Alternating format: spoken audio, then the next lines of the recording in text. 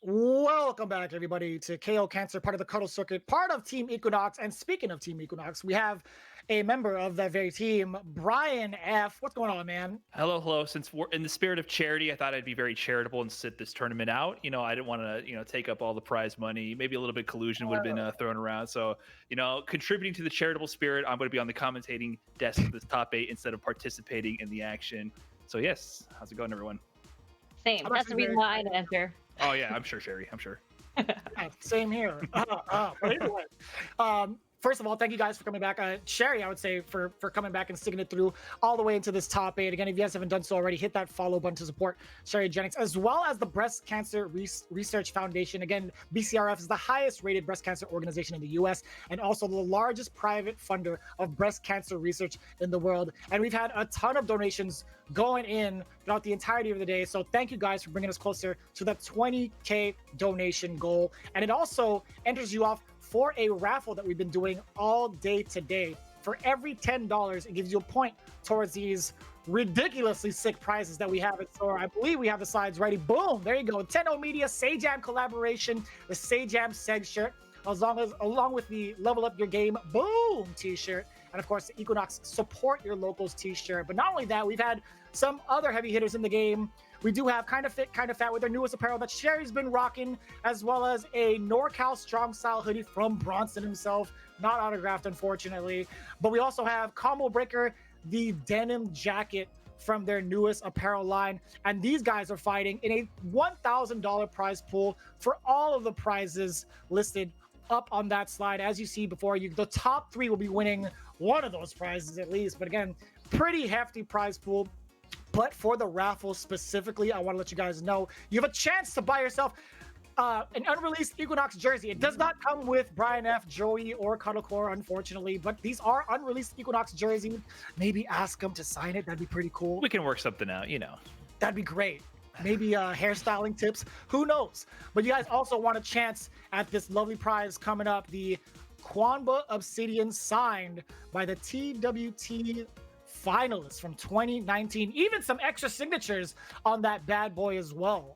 Personally, I would hang that up somewhere, or maybe like put it in a decorative piece and make it a mantle, because that thing is one beautiful piece of stick artwork.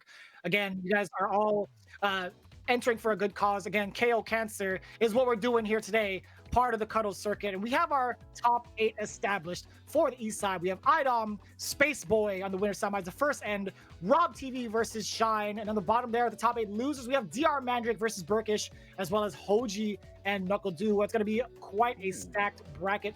And I think we have the West side established as well, but we're going to get into that a little later on. In the meantime, we are hanging out with Brian F and Sherryjenix. Talk to me a little bit about the matches coming up.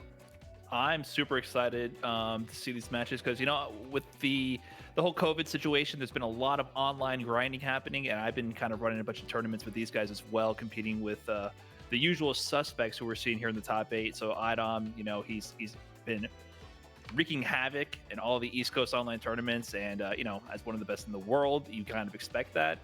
So it's good to see him in there. And Spaceboy, if you're on the West Coast and not as familiar with him, he is always grinding these events. He's always a killer in them, consistently placing well in the NLBC online events. So it's cool to see him qualify for the top 8 winners. And Rob TV and Shine.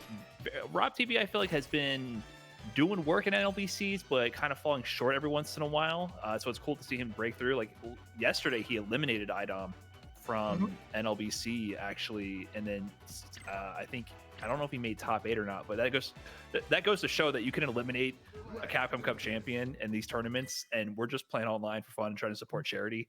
And there's that level of competition that even if you're one of the best to do it, you might still, not make it. And we have 2 Capcom Cup finalists in this top 8, so this is crazy. It's awesome to see. I was waiting for Sherry to chime in. Oh, sorry, I wasn't sure. Okay, I mean, that was pretty good. I don't know if I can top what Brian just said. You don't need to. You gotta say what's on your mind, sister. You gotta do it. Just go in. I mean, okay, so talking about the loser side, since you talked about the winner side, there's DR Mandrake versus Burkish. It's going to be a Yuri and Mirror match. And then on the other side is Hoji versus Knuckle Do, which is like, think about these names. We have Knuckle Do in losers already. That's crazy. Like, but these matches, the skill cap, well, not skill cap, skill level of these players is just so amazing, and I'm really happy that we're able to watch this because honestly, we only have NLBC so far, and during this charity tournament, we're able to see all these different matches, and it's a full day of it. This might as well be a recent match, honestly. We got Spaceboy versus IDOM going up right now, right? Yeah, I'm not sure if Spaceboy's ever actually managed to take IDOM down in any of the matches. I'm not sure how often they run into each other. You know, there's some pretty consistent seeding with NLBC, I've noticed. So we tend to play a lot of the same matches, but Spaceboy can definitely cause this upset. He has been grinding Sakura. Yeah, Spaceboy, I've heard starting last year, maybe not as many results as this year, but I know he's been putting in work this year, especially in like the online tournaments. Not sure if he's came out to an offline tournament before. Yeah, I'm not sure if he's been out offline as much, but he takes every opportunity he can to compete, and he's been showing how solid he is. I mean, even though he might be known for online, he's not gimmicky. He's an extremely strong footsie-based player, very good sense of rushdown and defense. And, yeah, like he's hit confirming off of short online. He's doing short to DP. Like, oh, and he has the reads, EXDP through IDOM's pressure. He's working on a perfect here. One more for stun. And what a block on the overhead. Just good awareness from IDOM, knowing that he wants to steal it, but no, the stun. They both traded with the EX fireballs, but obviously IDOM was on the brink of stun, so he got the shorter end of the stick there. Yeah, but IDOM with the meter lead here. The problem with that, it's not just the damage, it's just the pressure. She gets so much pressure with Fierce Punch to EX Clap. So when she goes into a final round situation without a meter, you're going to have to hold a lot of mix-ups. Oh, man. A lot of tough games that are coming. But Spaceboy's spacing right now is pretty immaculate. Perfect low forward through the EX Clap. Oh, the EX Tatsu bait on the throw tech. That must be airborne to beat the throw backdash. IDOM special. IDOM just knows how to mix in the few defensive options you have to just escape these situations. And now he has the lead as far as I'm concerned. Oh my God, what a block. Or so you thought. Or so you thought. I mean, he had the lead until the overhead got blocked. I mean, when he has 2.5 bars in V-Trigger, I've been in that situation too many times to know. He's the only character, or Laura's the only character where you get to convert your EX and V-Trigger gauge into life, right? Well, not the only. We're talking Street Fighter 5, but one of the best. Definitely one of the best. But the thing, she doesn't even have to hit you. She just makes you block, and you're going to give up some free damage at one point. I mean, you're not going to have a good time with those EX claps. You're just taking a whole bunch of gray life, and one of these jabs are going to hit you for 40%. Yeah, that was pretty much the joke, right? As much meter as she has, that's going to convert to a ton of damage being taken away off of multiple mix-ups, right? I love this game plan from Spaceboy because one of the strongest attributes you can have against Laura is a poke that can go underneath her clap. So if you can maintain the spacing game and sit at a range where she can't comfortably charge a fireball, either because you're fireballing her or low forwarding through the string, that's the best place to be. But IDOM sneaks it in. One hit away from stun, maybe. Ooh, I feel like he didn't mean to do that clap. He's always aware of that situation. Very punishable clap, and Spaceboy converts it to offense. Uh-oh. Here we go. Oh, I don't blame him. I just do not blame him for doing that. Yeah. It's 50-50. You were dead at that point if you guessed wrong. And he did guess wrong. IDOM just sniffs out what you want to do. You think he's about to go turn it up, and he just makes you hang yourself right there. It's pretty remarkable, the mental games he plays. Ooh, that conversion. Oh. Defensive shimmy. I love that buff, by the way. It's so good for VSco team. Yeah, it's really big buff for Sakura. And her walk speed is like one of the best in the game, so her walk back is ridiculous. Spaceboy and match point? 2-0? IDOM potentially washed? I mean, this is clean. Potentially washed. I mean, that was a comfortable round right there for Spaceboy, and he's showing no signs of slowing down right now. Yeah, right now, he just knows. It seems like he just knows what to do in every situation right now. Like, he's backing up, getting the proper spacing, not really letting IDOM find his way in. Yeah, resetting to neutral, so smart. Oh, he did not get underneath the clap in time, gets punished for the sweep. This is giving IDOM a chance to assert his pressure. Into the corner you go. Oh no. Tried to charge the fireball. Last guess. Mechanical from there on out. Like, once IDOM gets in, it's just mechanical. It's so rehearsed from IDOM, the pressure sequences he goes through. So, like, Spaceboy's strategy of trying to reset to neutral is the best one because you don't want to engage. You don't want to overextend it in any kind of way where he's going to get a turn, because that one turn is death. He messed up one time getting underneath the clap, and IDOM turned that pressure into the end of the round easily from there on out. Round one. Yeah, Spaceboy was kind of stuck in the corner, so he couldn't really like try to reset it to neutral. Einam was well on his way to thunderclapping him.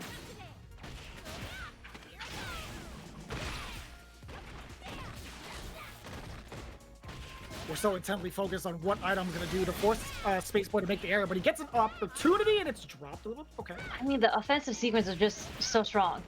Oh my god, that was a low forward confirm if I've ever seen one from Laura. Surprisingly good range on that button. Wait a minute, this one throw can turn it around. Oh.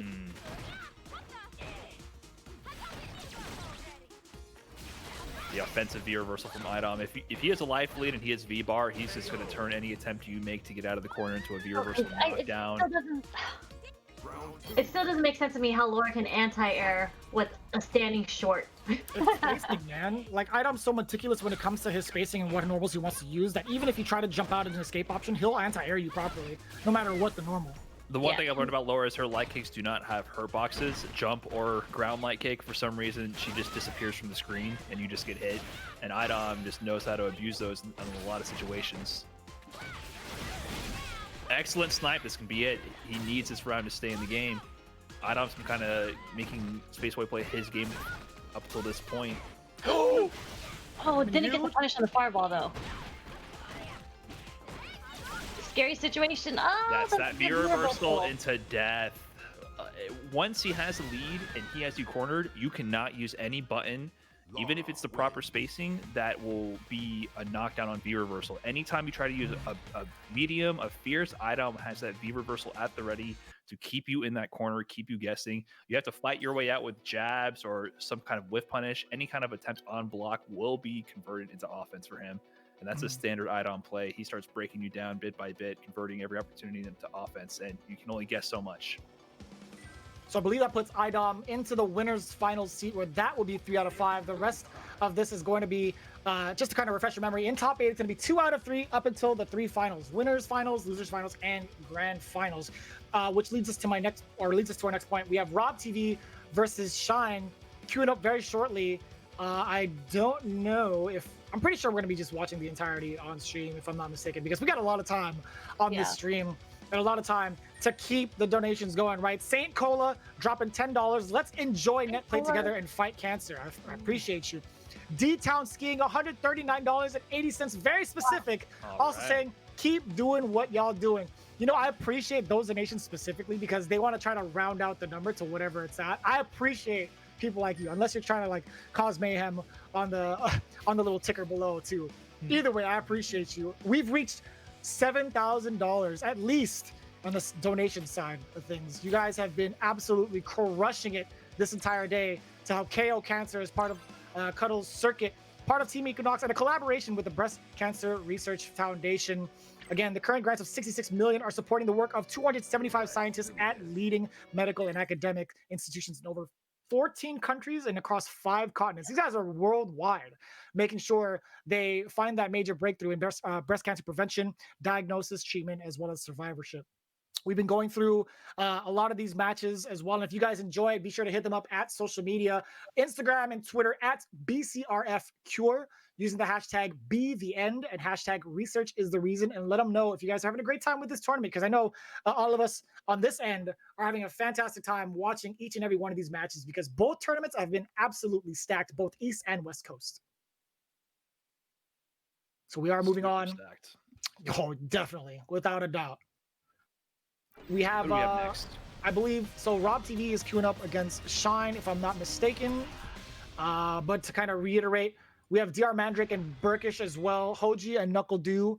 And this is the $3 shape up, if I'm not mistaken. I've seen that at Buki many times in my lifespan. $3. You know, content creator Rob TV has been putting out a bunch more video content on YouTube, and I just actually watched one of his videos today about the top 10 American players, and before the chat yelled at him for questioning his logic, what he could possibly be thinking, he was saying, I'm better than Shine. I don't care what anyone says. I will prove it, and I will make it look easy. And now he has his chance. I mean, this is it.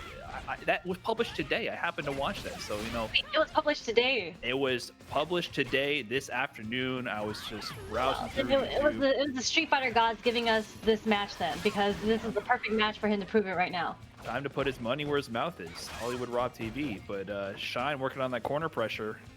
This is a terrible situation to be in. Oh, that low forward. That low forward from Ibuki allows her to confirm to so much safely. One situation. Oh, shimmy! Us Street Fighter 4 players, we stand teching all the time. Really bad habit to break. Hard habit to break. It's also just a guess. I mean, you just gotta take the guess at that point. You can die honorably by taking the throw, or die like a scrub by getting shit. It's your choice. Either way, it's a guess. I love your verbiage, Brian. Honestly, it's great because you're not wrong. You're absolutely not wrong. That's the best thing about it. If you get thrown 5 times in a row and you lose, you're the smartest man in the room. Doesn't matter that you lost. If you at once get shimmied. Yeah, and it's funny because all Street Fighter 5 players will understand, and nobody will give you crap. Nobody will be like, "Why didn't you just tech the throw?" And then you get the other ones saying, "I would have teched that." That's the other half, right? That's the other half. That's the scrub side. The jump, you got to respect it. I mean, Karen does have decent anti-airs at the angle that Shine's approaching, but with all that meter and kunais, you're just going to see Ibuki sometimes just approach from the air freely like that. Like, it's not that Rob's not reacting to the jump, it's the mix-up. Is he going to kunai? Is he going to regular jump? Sometimes you just have to respect it. Ooh. That's it. That is it. If you have a chunk of stun left and Ibuki has any bar or gets a decent combo starter, she's always going to end in that Raida, which does a grip of stun and leads the stun combo to be very unscaled. Very bad to get stunned by this character with the right combo starter because she stuns so early in the combo at the next follow-up. So much damage. Yeah, and then the potential reset after that too, right? Even after you get the stun combo, the damage coming in, you have another left-right mix-up coming in hot. Left, right, hard knockdown. You know, she gets to take that pick. Much more mix-up heavy style than Karen. Karen just excels in the footsie damage game. A lot more straightforward, but it's still extremely powerful.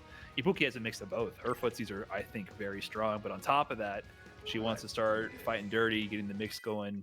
Sometimes you're just picking a direction and hoping for the best. Yeah. And it's funny because when you watch this match, you might think a couple things are a little unorthodox between these two players, but I think it's because they've played each other so many times. Like, don't forget that they were teammates on SFL. Like, we grinded on SFL nonstop, no sleep. We played each other every night. And they've been on the team together for, I think, 2 different seasons, right? Or am I wrong about that? Yeah, so Shine and Rob, yeah. I believe they won season 1, or... That is correct. Yeah, Team Gale with Shine, Knuckle Dew, and Rob TV, the trio, they came back as the champions. As you know, they got invited back into season 2. So yeah, they have been on the same team 2 whole seasons. Actually, didn't Punk's team get first? They got second, but both won first and second came back. I don't. Yeah, I think first and second came back. But I think the second season they won. Second season they got second also. I'm not sure. Either way, they do good. They're good players. That's all I'm gonna tell you. Everybody who was on that team, on Team Gale, right, are all in this top 8 East Coast bracket. Right, yeah. Oh, the whole team is, they're all back Knuckle together. Dew, Shine, and Rob. And it's just a coincidence given to us by the gods for us to determine who is the top 10 players in America right now, featuring Rob. Pick is not working out so far. Rob's been working on Chun-Li a lot, and I think a lot of the Karen players were kind of eyeing her because of all the buffs she got for season 5, following a similar game plan to Karen, being very footsie and poke orientated, low forward confirms. So he's been trying it out. He's been having some success, but not this round. I'm not sure what the actual better matchup is on paper, but I can imagine Chun-Li can anti-air a lot later with her standing light kick versus Ibuki. So Shine got a lot of air approaches before, so he might be trying to mix in easy anti-airs to stop the approaches. Yeah, you sacrifice a lot of the damage output that Karen possesses when you switch over to Chun-Li, right? But then you have so much more options when it comes to anti-airing or conversions to air. I've never seen that. What was that? Jump medium to EX legs? Jump medium to EX legs, yes sir. That was ridiculous into the damage. You know who does that a lot? Ricky Ortiz does that so many times. I've never seen that. I think I've seen it, but not that low. Like, that was such a late call out, which is smart because at that point there can't be any kunai. Kunai has to come soon. Yeah. Speaking of kunai, that was a little bit too much off the deep end, allowing Shine to not really convert anything off of that because there's no block stun afterwards. It's right? punishable, yeah. You OS to punish. It's punishable. So Rob TV has the awareness. If you block EX kunai, just start mashing your 3-frame, you might get a lucky punish. And like Rob has been doing so well punishing these whiffed V skills coming from Shine. That's huge. If you don't punish those properly, like Ibuki gets away with murder, and some characters have a lot more trouble dealing with it than others, but if you can find an answer to that, it shuts down a lot of neutral options for Ibuki. Yeah, it just seems like it's easier for Rob to punish these from a further range, mainly because Chun-Li's buttons extend a bit further than Karen's does. Excellent defense from Rob to fight out of the corner. You know Shine's just fishing for a low forward of V skill. Anything to get the V trigger conversion, here it is. Time to guess. Pick a direction. Pick a direction. Oh, Miss? I think Shine messed it up. Miss? EX spinning bird kick? Oh, wow. The walk-up shimmy. Walk-up stop. The inverse shimmy, is that what that is? Yeah, inverted. Inverted. There's the correction again. That is that walk speed. I mean, that's the type of game plan that, you know, a player like Rob wants to go for. That's the Karen, that's the Chun. That really, really fast walk speed to establish those mix-ups from further out than other characters. Other characters, you try to do that same kind of shimmy. You walk forward, walk back, you get swept. Because, like, you know, you don't have that same type of pressure. Of, like, what are you trying? But Chun and Karen puts the mind game of the tech a lot sooner and a lot faster. You have to quickly make that decision. And Shine, you know, dying like a scrub there. Not an honorable death. He should have taken the throw. I know he's feeling that mental fatigue right there. When you get shimmy like that mid-screen for air quotes, no reason, it hurts mentally.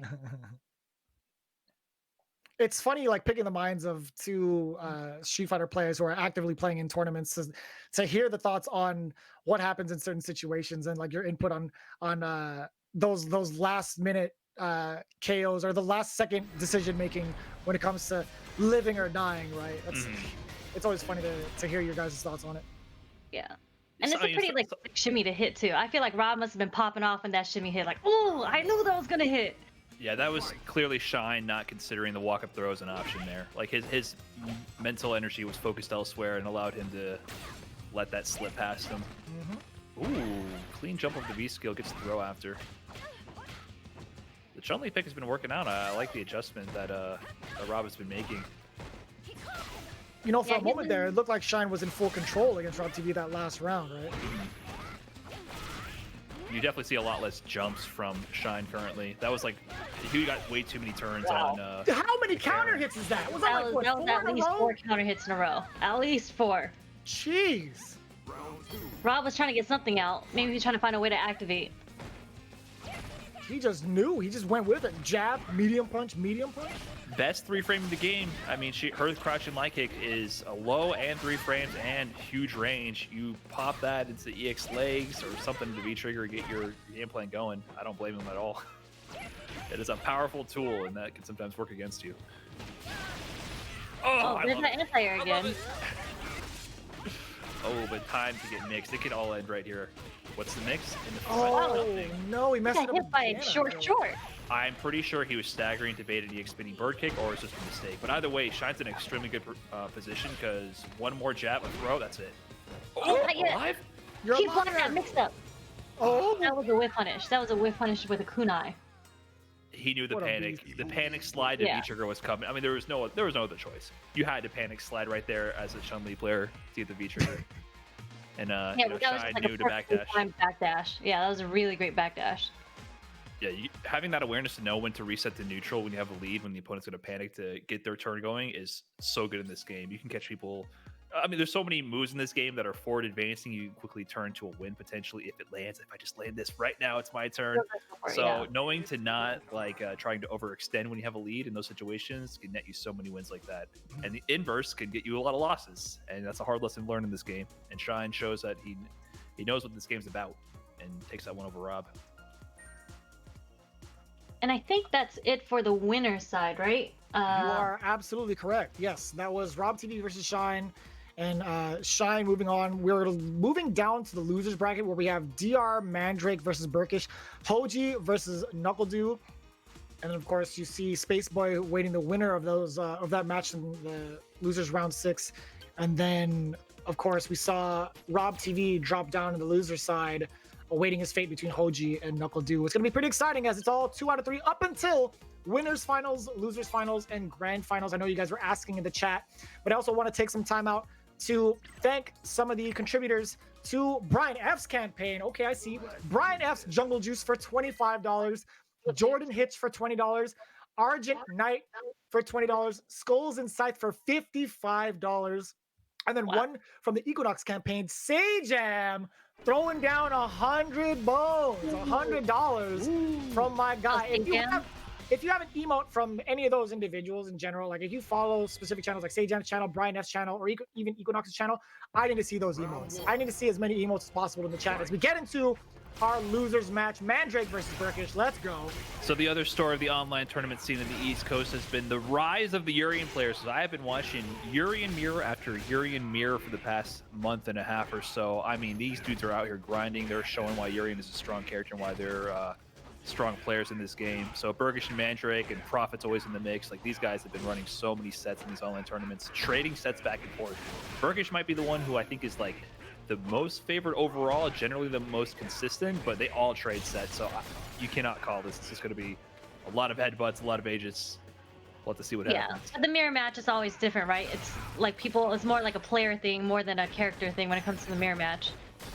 And I don't know, Mandrake's really known for his Aegis setups, but I'm sure at this point every Urian main has some of their own special Aegis mix-ups. Mirror on mirror on mirror. Oh my god, it's just, I don't even know who's who at this point. I was gonna say, how do you really tell which one's your Aegis?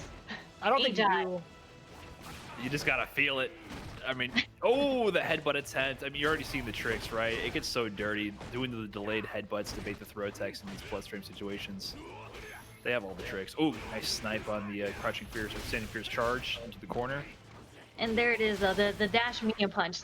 So hard to check from Urian. The awareness on the jump back from the throw attack to get a full conversion, that's one of Burkish's specialties. He doesn't let those situations where you have to react on a dime go with like a mediocre punish. So your jump is throw attack, he's got to get the full crouching fierce conversion. He knows how to adjust for the height and everything. And yeah. Burkish is also from Canada, no? Or am I mistaken? He's near where Zafrina lives on the East Coast. Buffalo. Boston or something like that. Oh, Boston, sorry. Why did I think Buffalo? Yeah, Boston. Yeah, he's in the Boston area. Mandrake now repping Florida, I believe. Yes, that is also correct, yeah. Yeah, Alex Smith gave you the thumbs up, said Burkish is from Massachusetts, yeah. Massachusetts, okay. Mm-hmm. It's really cool to see all these like different players come out that you wouldn't normally see at tournaments, like Spaceboy. I mean, he's staying online, right? Yeah, and Burkish too. Burkish has always been doing work in the online events. He doesn't travel as much as say like Mandrake does, but he's a super strong player. Like, you can just tell the way he breaks down what you can focus on at any one moment. Here's the guess. What does he have? You're a genius. Oh, that is the calculations. Dear God, that was actually insane. You had to commit at that point. That delay dash, there was zero chance to react into that. Sometimes you just got to pick. Like, you had to have already been committed to the cross-up block. You know, I know exactly why he did that specific scenario. He knew Hi-Fi was watching in the chat. He absolutely. Make sure there was a highlight. That's every tournament. Every tournament, it's just a bunch of Hi-Fi clips of Burkish. This guy won my own event. I was running the most hype tournament event for the most hype gameplay clip, and this guy won it as well. I mean, Burkish could not stop winning, and it was a Hi-Fi clip of him. So illusion there, Hi-Fi. Oh, here, let me see. Let me see what Mandrake got with his Agi. Double low. Do not mash. The plural belongs to reflectors, dude. Come on, is he gonna spend a super meter? Or is it gonna go? He's gonna have to. He will. How many Mega Busters is that? How many Mega Busters? My man held his form and just let out so much energy. That guy's a beast. I forgot he had V-Skill too. I was like, all right, never mind. Oh yeah, the extensions to get the V-Skill too, you are just eating fireballs. They can keep dropping the meter too to extend it. What? He lands it? Raw. No, you can't Mandrake put down the controller? That EX tackle was critical to lower the stun. Oh, you try to anti-air that. You pay the price. You know. Oh, see, that's not Mandrake got the Aegis. He's trying to activate. Here we go. And he gets the low forward activate. Okay, this is where it gets scary. Is he going to give Burkish a chance to activate? He has the meter, the up mirror to nullify the pressure. What a short, beast. short, crouching fierce. And Burkish takes it. Up mirror, when you try to get your pressure, you get your mix going, up mirror just says stop. Stop, take your throw and leave me alone. That's the most you're gonna get out of that situation. So super smart from Burkish to nullify any mix, any potential with that up mirror. And he takes it.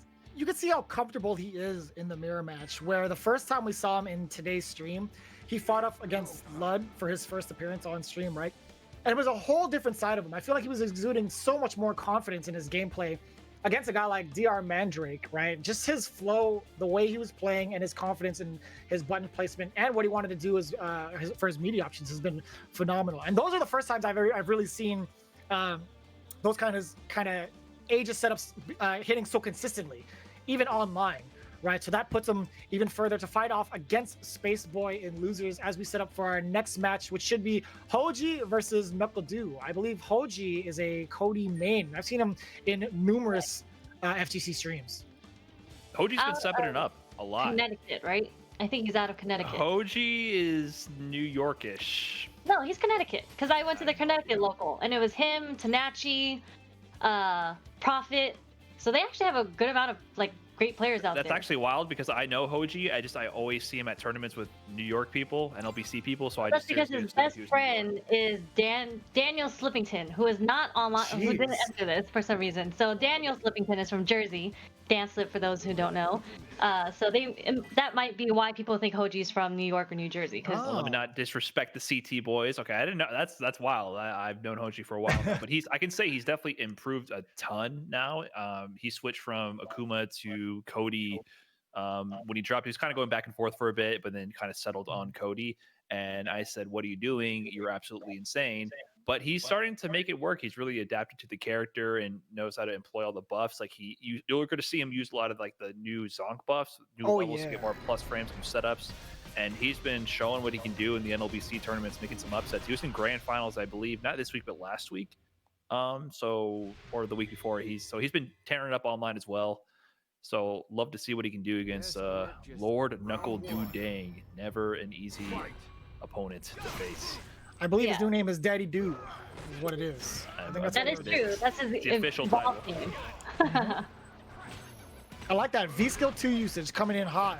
We don't really get to see Cody players. On top of that, we don't really get to see V-Skill 2 used as much, right? Because this is brand new to Season 5. Yeah, the V-Skill 2 is super strong. Yeah, it's really good for, I believe he'd use it in this match just to avoid projectiles, because you can just have some invincibility and not move anywhere, so you don't have to take the chip. As a ball player, I hate that V-Skill because it makes dash punch irrelevant, but it has a lot of tricks and a lot of utility, so definitely not one of the V-Skills that came out as a dud. It's super useful for Cody.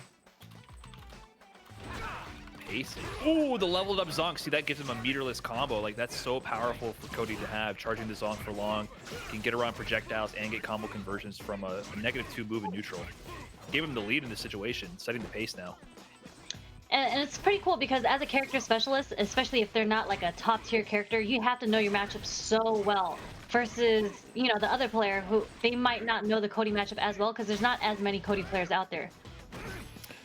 Yeah, Do has definitely played matches where he's learned the matchup on the fly, but he's just a fighting game genius, so he can adapt very quickly. So if Hoji's going to want to rely on any matchup unfamiliarity, he can't give Do too much time. Ooh, yeah, time was whittling down. He had the meteor if he could snipe a hit, but, time, 14 seconds left. He could have tried to play it out a little bit longer for walking to a boom. Ooh, around the heavy kick. Didn't get a punish, though. Good angle in the jump. Cody's jump is actually really underrated. The light kick occupies a really deep, vertical cross-up angle, so very hard anti-air, and his other jump-ins kind of don't have a hurt box. I think it's his jump heavy kick for some reason with the forward thing. Man, there's so many ways that Cody can just evade Sonic Booms right now. Yeah, he hasn't turned it into too much damage yet, but at least he's keeping his positioning, not being pushed back on block. Ooh, plus frames, gets the offense. It whiffs. Yeah, that ender from the V-Skill 2 is -6, so you can do it from a distance safely, but it whiffed. Dude's been in the corner, but he's been getting all the damage he needs out of it, but it's party time. I mean, this V-Trigger, Time to guess. Oh, almost enough damage. Careful with the whiffs, Hoji. If he's not careful, this can easily become Ju's game. He has the lead right now. Big Good jump trade. in. Oh my god, that was really catching Du off guard, because I think with a normal Cody, it would be difficult to hit from that range, but the pipe gives him the extra range to land that jump in for the kill. Man, just Hoji is so good at evading these sonic boom pressure, and now he's starting to get damage off and of the it. V-reversal, the call out of the V-reversal with the cancel from the Zonk to the V-skill 2. Finally, 2 key instances of the V-skill 2 actually landing. Big damage. What is this Hard panel? combo. I've never seen... The anti-airs tonight have been crazy. I've never seen these answers before. A little too early on that. Yeah, you threw a slow boom rather than EX, so the timing caught Hoji off guard. Rock. The rock actually saved him from that jump in. Oh, you know that crushing fierce he's doing with the pipe, he can cancel that on will. He chose not to cancel it when he hits. Like he's trying to pick his spots, but if you just cancel, you already have the game. Big jump in, plus frames. Knuckle do one throw away. Hoji's just trying to V-skill around these booms. Counter hit confirmed. The first game Check goes the to upside Hoji. down kick. Cody. Okay, Hoji, I see you. This guy Hoji is mad nice. He's been putting that work in the lab. It's a classic guy- example of sweating when you don't know that matchup. When you finally fight that one player who's mad good with that character. Yeah, it's he's definitely putting the stressful work and the feeling. research, honestly. This guy has been looking each and every one of these like fighting game streams that I've seen. I always see his name on almost every Street Fighter V stream imaginable. Oh, He's the definitely putting in start the of work. round, the start of round crack kick, or whatever it's called. That is the online special, but it's so good because it's pretty much spaced at start of round to be safe. You try to do anything forward moving, he just takes a turn, takes the damage. So good life lead for Cody. Yeah, but we were Du talking has about the how corner. Hoji couldn't really get damage off the evasion, but it looks like he's starting to get the damage. Oh, He he missed the figured punish. it out. That would have been sick. He already punched the V reversal earlier in the last game. Yeah, the V skill 2 starting to really show its strength here. Look at that, just keeping his ground. Wow, he can't even get the jump and punish on that. No, that V skill has extremely fast recovery. It's so strong. Alright, Perfect air to air. Calling out that the was a nice over jump the- back from Du. Block on the overhead, but couldn't get the punish. The Zonk! He's dead! He's dead! Oh, you can't cancel that? Oh my god, the EX. The EX flash, get off of me! He knew that the pressure was building up. I thought he had enough. Maybe I'm misremembering, but I'm pretty sure he can cancel the Zonk into the pipe. I thought he would be able to get the kill there, but maybe I'm not Maybe remembering the combo first route. hit off the knock, not if he lets both hits go. Right. That might be it. Oh my god, the control right now from Hoji is crazy. Missed combo opportunity. Crouching Fierce Crush Counter, new buff to Season 5 with fat damage. Done. Oh my V god. reversal into the short. The spacing traps, the buffers, he knows. If you try to press a button at the spacing, you might be plus, but what are you going to do? You're going to run into my light kick. Give me the round. Hoji on match point versus the Capcom Cup champion, Daddy Doodang. Is he going to close it out?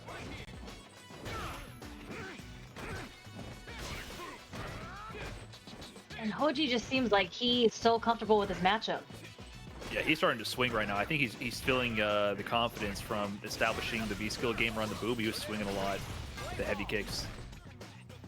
Early activation on the V trigger. I mean, if he burns this fast, we'll get another one. But with Cody, if he gets in with the V-trigger, he doesn't need to. I mean, this command grab loop does so much damage and stun. Oh, smack him with the pipe. The extra range coming in really handy after he's jumping these booms. Normally, Guile can feel free to move around, but this extra range is just telling dude to sit still. Early air to air does not work. Seems like this is the part where Du starts slowly figuring out the matchup. He's finding his ways of like slowing Hoji down. V reversal back into the corner. This is a tense situation. Dude knows he doesn't have to do much. Yeah, he's sitting on a huge life lead. Yeah, and Hoji just wanted to get rid of the pipe at that point. You kind of lack certain tools. Yeah, there is just a Sobot kick to take it. But you lack certain tools when you have the pipe from the leftover V-trigger, so sometimes you just want to smack the opponent with it, get rid of it, to get the rest of your toolkit back. when you don't have the enhanced properties of the actual V trigger active, it's usually better to just get rid of the pipe in some instances. But did not work out. Do started to slow down the pacing a lot there and just establish his control of the boom game once again. And yeah, this is where it gets scary when you're looking to make the upset, and then the favorite starts to slow down the game and establish their game plan. It'd be hard to keep that momentum going, but Hoji off to a good start.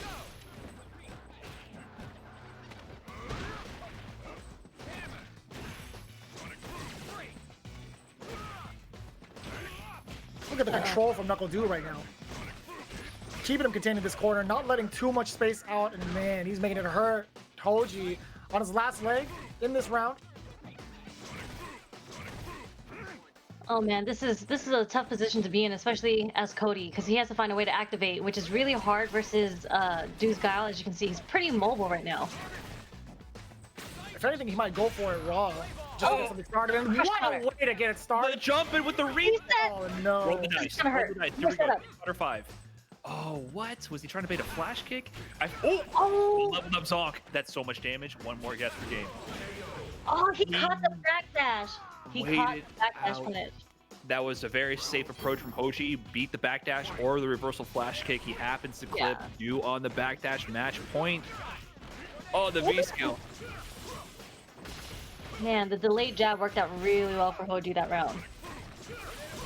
Dude's not letting that deter him, but it's got to make him a little uncomfortable knowing that he has a pretty powerful answer. It's a decent chunk of damage each time Hoji V skills the boom. Wow. Oh, what a shame. Gets the Didn't anti-air, but Email Harada. What's going on here? Oh, sticks in the don't ask him dash. for anything. The V skill. Oh wait, but he didn't get the punish on the EX flash kick. He committed to the ender. Oh my god, what a dash. Grab. Last guess situation. Immediate grab is a no-go, the jump back. The V skill around the V reversal. Are you Kidding me? That is a true punish to a V reversal. That is Hoji actually the Red ridiculous. Storm That's takes not- out. That's not an option select, right? Like, He's no. I think he's just committing to the option. I can't believe there would be any option select. Just thinking off the top of my head how that would work out. I mean, maybe with the delay, you could possibly do it. Actually, it might be. With the delay, you might be able to input it during the flash in a moment where you'd normally be in recovery if you didn't V reversal. But either way, he has the tech or the reactions or the reads. Either way, you he got it. He's because those V reversal punishes were consistent with the V skill. To the point where I actually consider it being an option select. There's so much action going on to the losers, right? I feel like that was just as high octane as the DR Mandrake versus Brickish match, right? Just because of the names, along with it was Hoji versus NuckleDu, but the way it played out, completely unexpected because we rarely ever get to see Cody, right? Cody is a powerful character, and if you have had the opportunity to face that character from a skilled player like Hoji or the cool kid when he was rocking that character, I mean, the neutral control with all the EX zonks and now the powered up zonks to get plus frames and more combo conversions, like mistakes hurt. He now hurts. He didn't have that much firepower prior to V trigger in the previous seasons. Now with the powered up zonk, crush counter on crouching fierce punch, he can turn a lot of situations into big damage.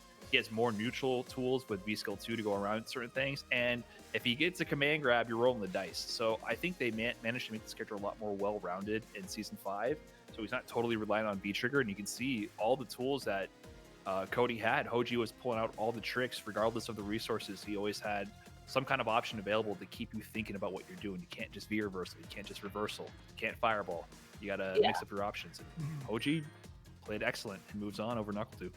Yeah, doing a ton of research when it comes to the matchup and the character itself. And again, research saves lives. That's what Breast Cancer Research Foundation is all about. Again, there are dozens of breast cancer organizations, but again, BCRF stands at the top, right? It's the highest rated breast cancer organization in the US and the largest private funder of breast cancer research in the world. They've funded investigators that have been deeply involved in every major breakthrough in breast cancer research since they were founded in 1993. And again, we are all gathered together to contribute to one cause, and that is to KO cancer. Part of the Cuddle Circuit, part of Team EQNX, again, who have teamed up with BCRF. Using that exclamation mark donate, you guys can find the Tiltify site and where to show your donations as well. add on to what we have going on down below towards that 20K. And in that time, I do want to give shout outs to Draven TK for donating $20. Anton as well. I see you, Anton. Filipino man throwing down $20 as well. And Justice Spirit saying, excellent, for $20, just like that as well. So you guys have been absolutely killing it. We are moving on into our losers. You guys saw the bracket earlier. Spaceboy and Burkish, as well as Rob TV versus Hoji in the losers quarterfinals. And we see IDOM versus Shine awaiting in the rafters of winners finals. Brian F and Sherryjenix have been throwing it down on the mic very well, by the way. You guys have been absolutely crushing it so far. That means a lot coming from a professional commentator like you, Vicious. Appreciate I'm glad that, you're not trying to take my job, Brian. I mean, it's just amateur hour right now. We're just some Street Fighter 5 players flipping coins over here. I mean, you're the real pro. I could not do all the promotion. I remember all the words and all the sayings. I remember all the statistics and all that. Very hard for me to remember. I would need like a prompt to read from. Well, what's easy to remember is the social media handles that BCRF has on Instagram and Twitter at BCRFCure. Using that hashtag #BeTheEnd as well as research is the reason to let them know you guys are having a great time here at the Cuddle Circuit. We are here to KO cancer, and we're going to do it together as we go through the top 8 of Street Fighter 5 East Coast. We have quite the matches up on deck. I believe, if I'm not mistaken, our production manager says that we should be going through this top 8 immediately after this quick ad and a word from the Breast Cancer Research Foundation. Take a look. Oh, I totally lied to you. We're going into the please rate screen. Professional commentator Vicious here. See, you're already effective in using the commentator's curse, Brian. See, that's why I told you. Oh, I have the power. I told you about that. The power. Here we go. The losers quarterfinals: Shine and Rob versus. It's going to be Shine and Rob, right? And then afterwards, it's going to be Hoji and Hoji's already done. What am I saying? You're all mixing me up. It's Burkish versus Spaceboy. There we go. I don't know why my Smash GG glitched, but I'll tell you what's not going to glitch this matchup. Here we go. Sakura versus Yuri. Regular NLBC contenders going at it again. I'm not sure if they've had any recent matches, but the thing is, like, all of these East Coast players are very, very similar in skill level. They trade a lot of sets back and forth. They've been throwing down a lot in these online tournaments. These guys have been grinding, so even if one has a winning record over the other, you cannot count either of these players out.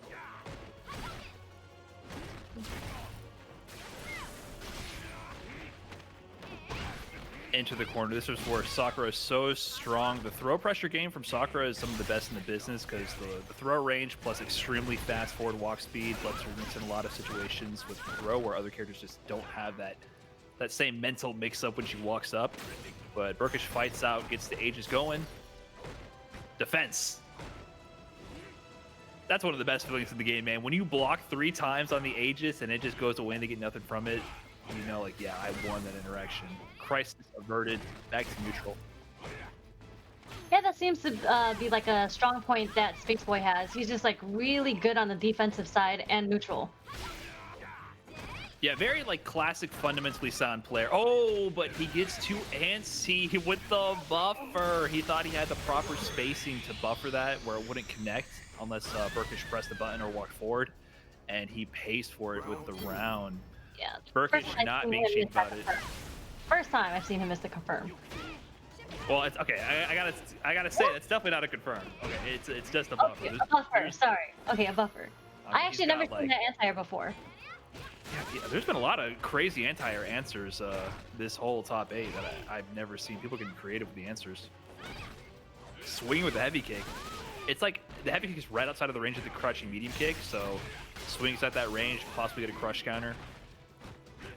But the tides are turning. Burkish getting out of the corner. Oh, he's so ready. Burkish is one of the best Syrians at anti-airing. But all the angles where you can't get the crushing fierce, he's very ready with the heavy kick with the jump back jab. Does not let those opportunities slip by. Oh, wow, to the other side. I wouldn't have blocked that. That was the Tatsu frame trap to bait the tech, but Burkish jumped. Like the anti-shimmy option is like jump in the corner. Caused a little bit of spaghetti there, but Spaceboy got the better of it. close out the round. Spaghetti. I've never heard of that.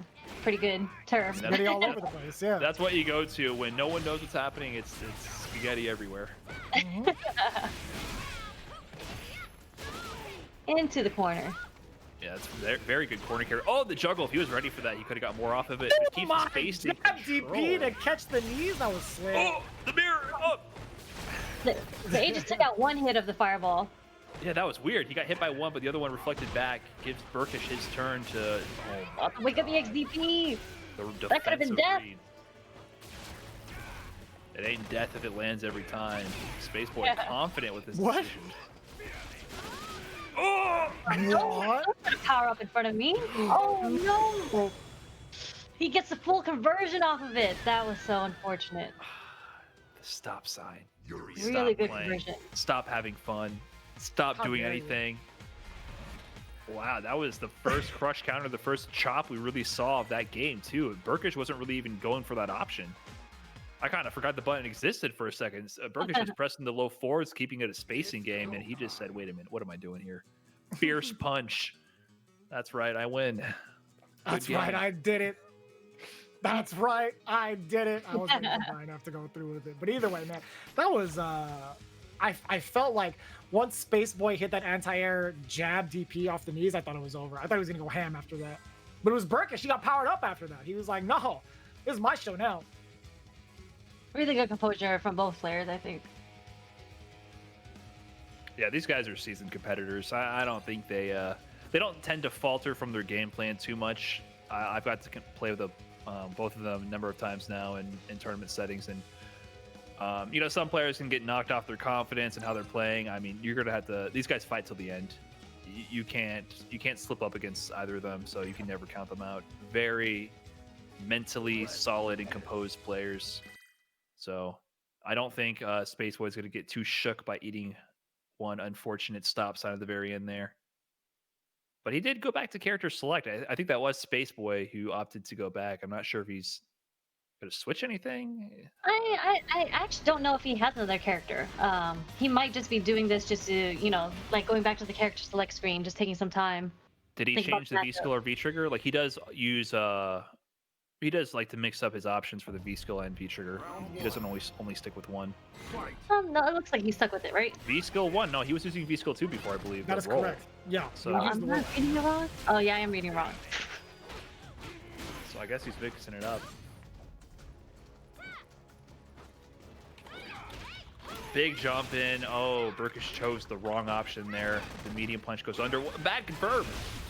Oh no. That was very unfortunate. Good hesitation on the throw bait. Gets the anti-air converts that to Yeah. trigger damage. I was gonna say I love it when players anti-air punish neutral jumps. It does feel good. What is the mirror gonna affect it? He gets over with. Oh, I don't think he expected to get over. Oh, it's just What's he backing doing? up. He's just backing up, giving Burkish the space to pop his Aegis. That was sort of a confirm. I can give you that one, Sherry. He pressed the light kick and his space would be blocked, knowing he saw the throw tech. Wake up jab. Sakura's own stop sign right there. Sometimes you got to do it. It was an awkward knockdown. You can't possibly get the best meaty situation. Just quick rise to the fastest button you got. Don't anti-air that. Do not anti-air EX knee. Lose half your life. Oh my! Sit him down. Chopped her out of the air. Oh. Uh-oh. Seems like there's a bit of a struggle right now. Spaceboy able to activate. Dropping the confirms, but getting the neutral. Oh my god, dash. The fake stuff to the real damage. They did the EX headbutt, but didn't get the punish. Uh-oh. No now she's time in the to corner get the with Aegis. punish. I wonder if that's actually safe in that situation or if he just mistimed it. Either way, Spaceboy got to defend out of this corner. One random. Oh no. Spaceboy thought he caught the shimmy because Burkish was walking back and forth in front of his face, so he thought the low forward would hit. That was a good walk block. Spaceboy plays online enough to know that playing, you know, this type of game is sometimes a risky decision. Who knows what he saw on his screen, but on our screen, that was a clear block, and it gave Burkish the perfect. Oh no! Not like this. I think this is gonna kill.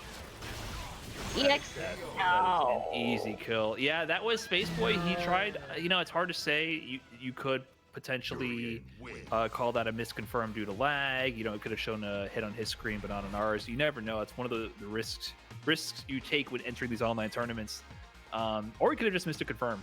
But when you try to play that game where you try to squeeze out every last bit of damage, you run the risk of missing your confirm and throwing away your game. But Spaceboy doesn't let that deter him from trying to play optimally. Unfortunately, this time it does not work out.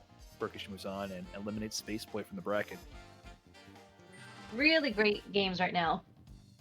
And it's only getting better. I'm glad you mentioned it because we do have the brackets up as we speak. IDOM and Shine awaiting their winners finals match, as well as Rob TV and Hoji to duke it out to face off against Burkish in the loser semis, who put on an excellent showing since his top 8 run, right? He had one of the most explosive matches we've seen in the top 8 against Mandrake, continued his win streak against Spaceboy in a very clutch situation towards the end there. And then Rob TV now facing off against Hoji, who just eliminated Knuckle Dew with an explosive match himself. That match was crazy. And it's still like I played that Cody matchup a decent amount, but there's still like new strategies and tech being discovered. He was one of the most changed characters, I think, for season 5. So it's really cool to see Hoji, who's been in the lab on the grind, even though we haven't had like an offline tournament season. It's cool to see him actually being able to demonstrate what he's learned, because it's new stuff. It's new stuff that people have not explored. You don't get to see this elsewhere. Like Hoji is really being the Cody representative right now and showing off what the character is capable of, and it's working. I mean, taking down Knuckle Dew, that is no easy feat, offline, online. I don't care which way you slice it. Dew's a competitor. He will fight till the end, no matter the circumstances. And so Hoji's doing really good for himself. Going up against Rob TV, though, they played recently. Not sure who won. But BC? Online? Yeah, they've been playing. I'm not sure who the favorite would be considered here.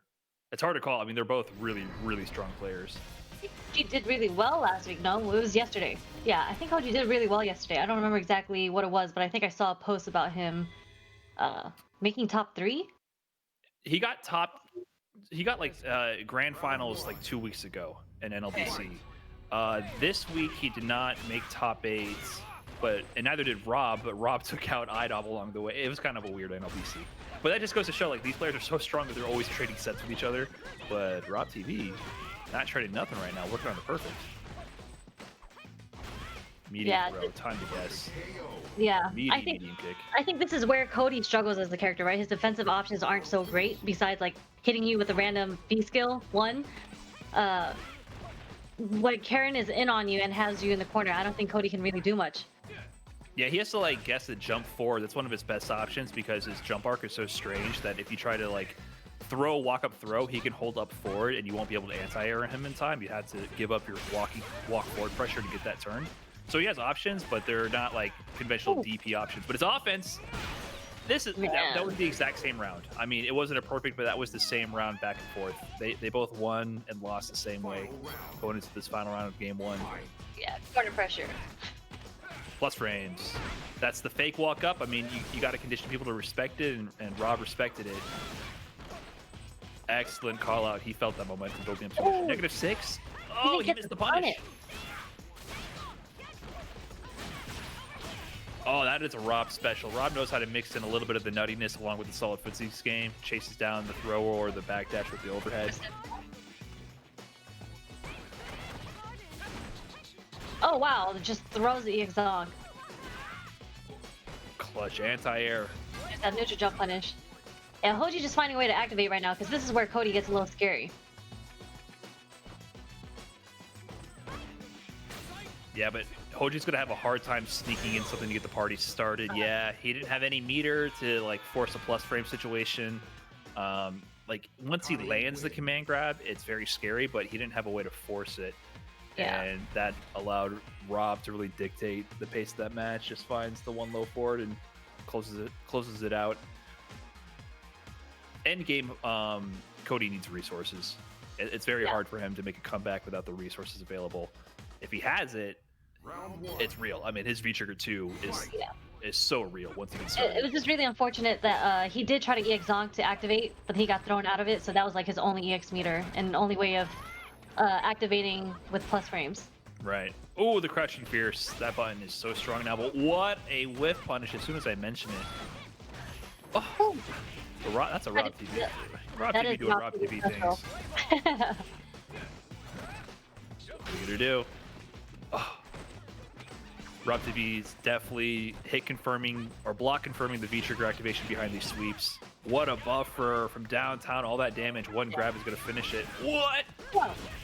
That was a long recovery on that command grab. That was command grab, right? That was the command grab. He was swinging for the fences, and Rob jumped it, missed the jump punish, but still got the conversion into the throw. You know, Rob, this is kind of evenly matched, but Rob is starting to pull away with it real fast. Hoji needs to find a way to slow this down a little bit, I think. His pace has not worked out for him. He gets to jump in. Stuffs Karen's anti-air. You tried anti-air online. What are you thinking? Plus frames. Meaty fierce. I know he wanted to confirm that into Zonk. I don't know if there's some online shenanigans happening. That Meaty fierce, you can definitely confirm to Zonk. Similar mind game to Karen, actually. Meaty button or walk up throw. Good block. Time to guess. Take these plus frames. Now it's over. Back to neutral. Yeah. But oh, the counter hit. That is damage. Doesn't kill, but here are more plus frames. Wow, just with the pipe, just swinging down the pipe, getting the crush counter. Respect the pipe. Yeah, it's bad when you pop V-trigger against Cody and then you don't kill him, and then he has bar and V-trigger, because V-reversal is your friend in that situation. And Rob didn't have it. Allowed Hoji to get a lot of pressure, a lot of damage out of that situation. But this is, oh no, this might be a Karen round. Bad situation to be in. Oh wow, the delay. Perfect stagger. Gets the side switch to maintain more corner control. Oh, I was feeling a whip punish on that heavy kick right there. I think Hoji's, I don't know if he's going to use the bar for pressure or for a confirm to the EX crack kick.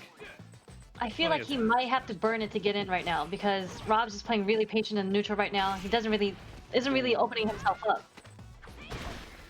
When Rob has V-trigger, he uses that sweep as such a strong crush counter tool because he's not scared of it being blocked. He'll just block in front of the V-trigger and then activate. So it gives him a lot more utility, and he used that to establish a firm life lead. What a frame trap. It's do or die right now for Hoji. Oh, and it's died. Yeah. Yeah. I mean, either way, Hoji didn't have any V reversal meter, so I think Rob is just going to activate into super anyways. Ooh, get that chip. So where are we at now? I believe that's Rob TV eliminating Hoji. I mean, quite an impressive run. I don't mean to be biased here, but I love seeing characters like Cody really get the upper hand. But Rob TV being the better player today. Moving on into the loser semis to fight off against Burkish, as well as winners finals. IDOM going up against Shine. That's going to be the matches you definitely do not want to miss. But I do want to make sure you guys come back, because after the break, it's going to be nonstop action. But we do have a few words from the Breast Cancer Research Foundation. Take a look. Research is the reason my mom is still here. Research is the reason I can do what I love. Research is the reason my daughters have their mom. Research is the reason my little girl may never hear the words, "You have breast cancer." Thank you for supporting life-saving research. Make a difference at bcrf.org. Together, We can be the end of breast cancer.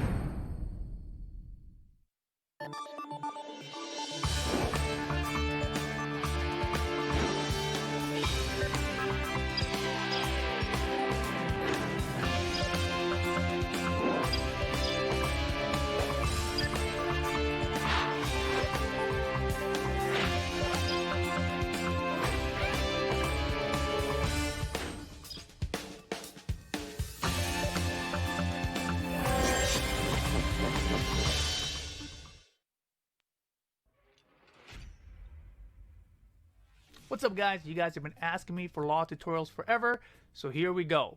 How to DSS. DSS, of course, a core part of Law's offense or his combos.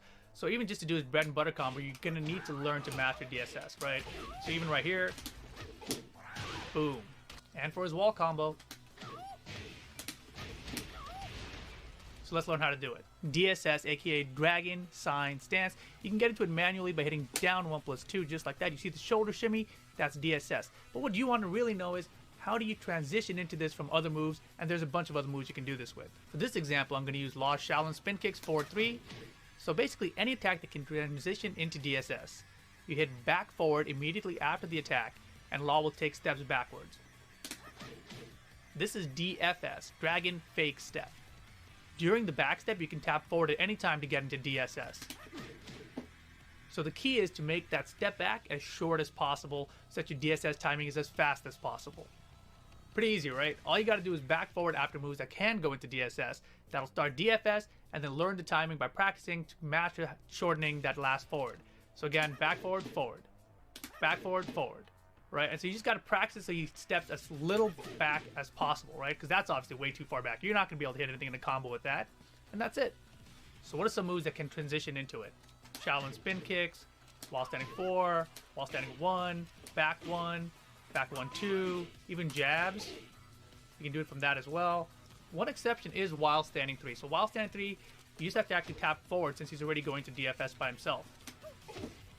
But if you want to do it as fast as possible, I recommend doing the back forward input here as well. So that's basically it for how to transition into DSS. But down below, let me know what kind of stuff you guys are interested in. Do you guys want to know more about DSS? Other things about Law perhaps? Other characters perhaps? Just let me know what your struggles are with the game, who you want to see more content against, things you have trouble with specifically. Even if it's really beginner questions, I'm really interested to know. So again, leave a comment down below. Let me know what you guys want to hear about. I'll see you guys next time. We are back with more good Tekken. And we're gonna use a wall. Oh! No way! It's just a little much for him. He took those! Python explosions, let's go. Oh, I think he's dead. I think he's dead. I think he's dead. Oh, yeah, he's dead. Oh my god. Look at Rage Drive. Oh, What do you do? Girl, you can't be serious. 2, 1.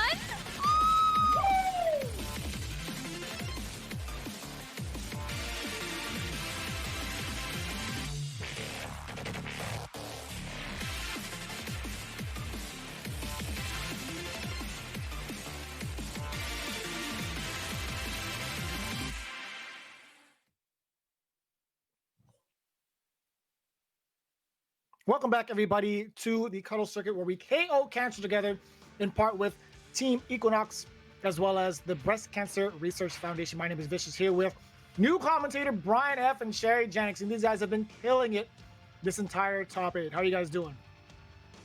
Doing pretty good, enjoying the matches.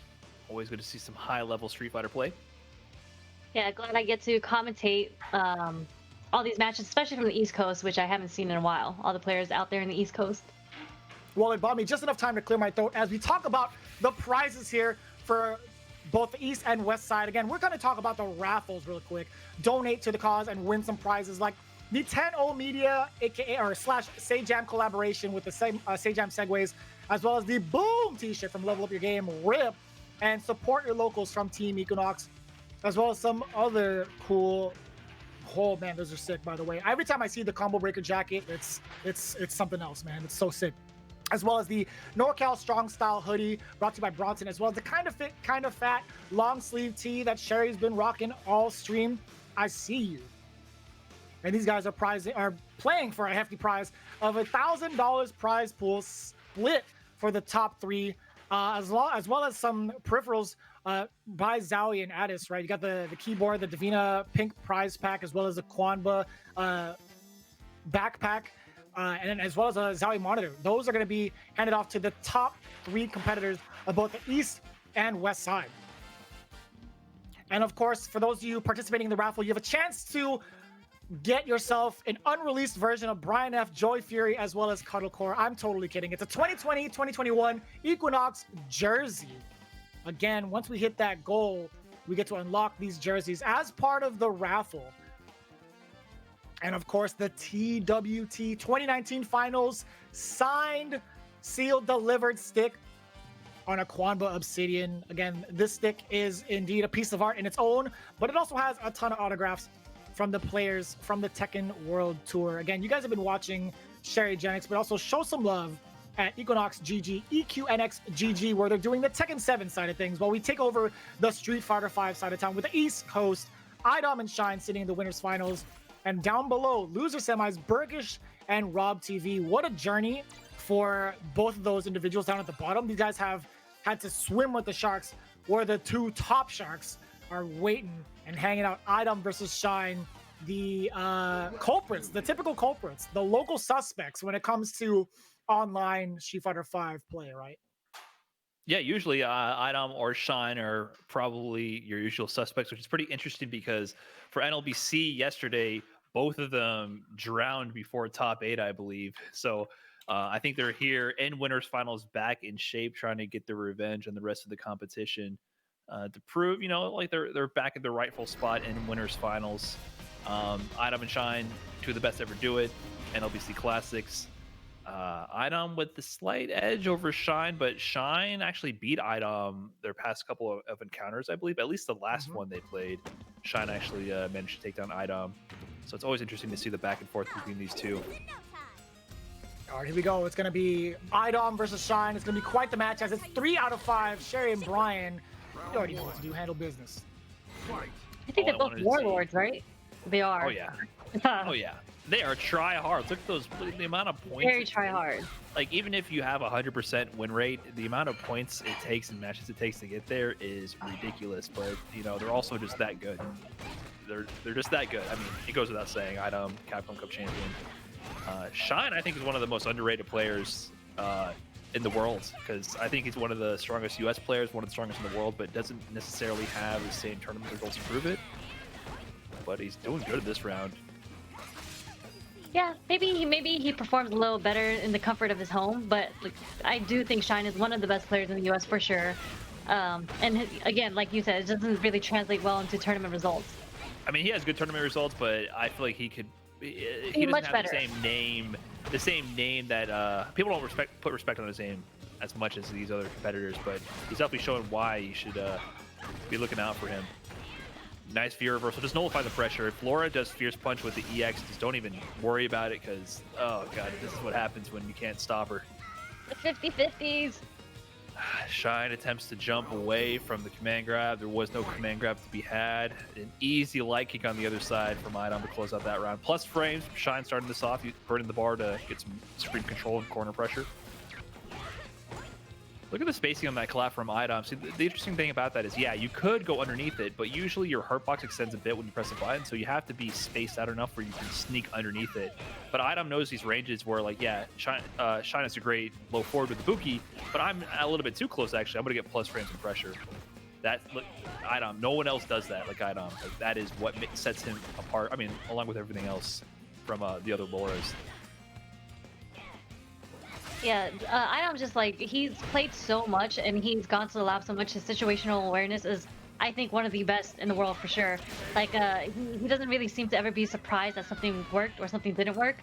And if something didn't work in his favor, he's already ready for the next sequence coming up. Right, but that said, none of that mattered. Shine kept the corner control, so even though IDOM had an immaculate spacing on the collapse, he couldn't get out to establish anything. So kind of comfortable round for Shine. When you can contain IDOM and contain Laura, some rounds can go like that. Yeah. Much more fun than the ones where you're sweating when she gets in one time and you're panicking for your life. Yeah, I think it's really hard to contain Laura. Just to keep her from starting up her game like right now. Just to get in that range. And he guessed.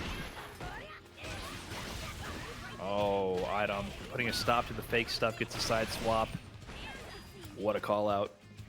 Opting to reload on some kunais, because that kunai is what's going to give Shine the ability to slow down the pace of the match. Oh my god, guessing again.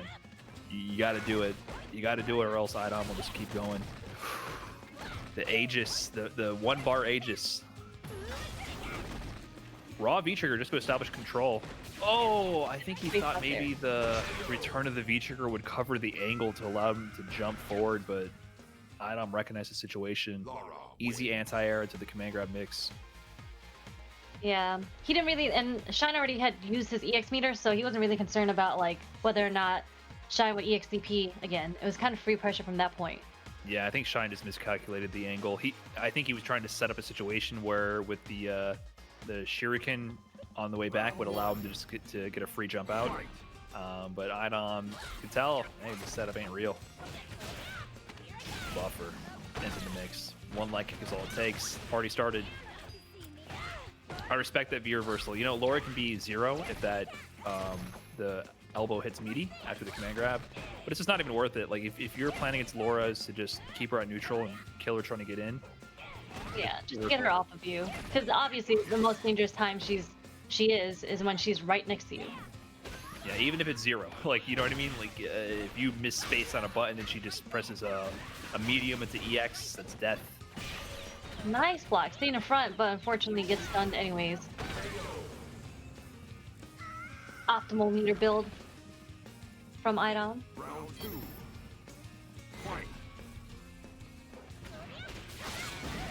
Wow. Nice whiff punish. You have to take these opportunities when he gives them to you, because you're not going to get many. Clips him again with the crouching strong into the mix. Other side, Idom sees it. This dude, is this dude good? Has anyone heard of this guy before? Who could he be? Oh my god. Wow, he's making low forward. That was actually like a slightly delayed low forward as well. Oh, and the cross up mix. What's he gonna do here? He has the kunais. Is he gonna try to reset to neutral? I think he doesn't want Idom to activate, and unfortunately, he got it. He just knew the perfect timing to go for Can't jump the forward. jump. He knew the kunai was coming, jumps right over, gets the activation. It's just never over. It's never over. And it's really, like, really amazing to see, because if you've seen all the other times that people try to jump out the corner, Idom would anti-air with standing short, and this time he just knew, and then he did crouch strong instead. Is it crouch strong? It's strong. Which elbow is it? Yeah. Which one? With That's the anti-air? stand. Strong, right? Yeah, that's standing Yeah. strong, yes.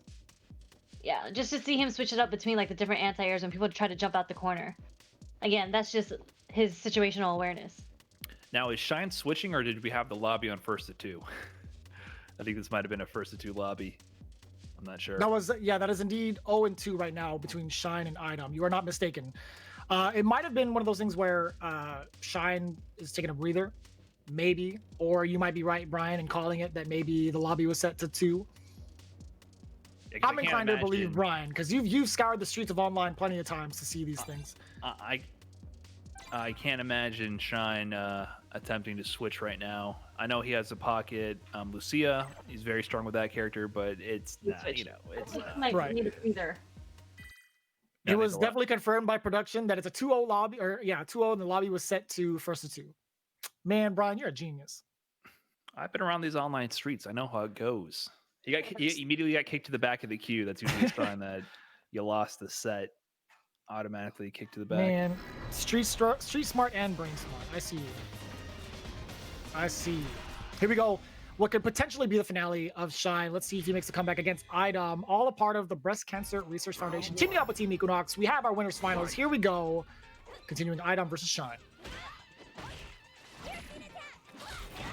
And you know, it's not like he's getting washed. It's just like you have to close out, because stuff like this will happen. Idom is just a monster. Really hard part versus Idom, because like his reads on the defensive side to close it out has been like on point.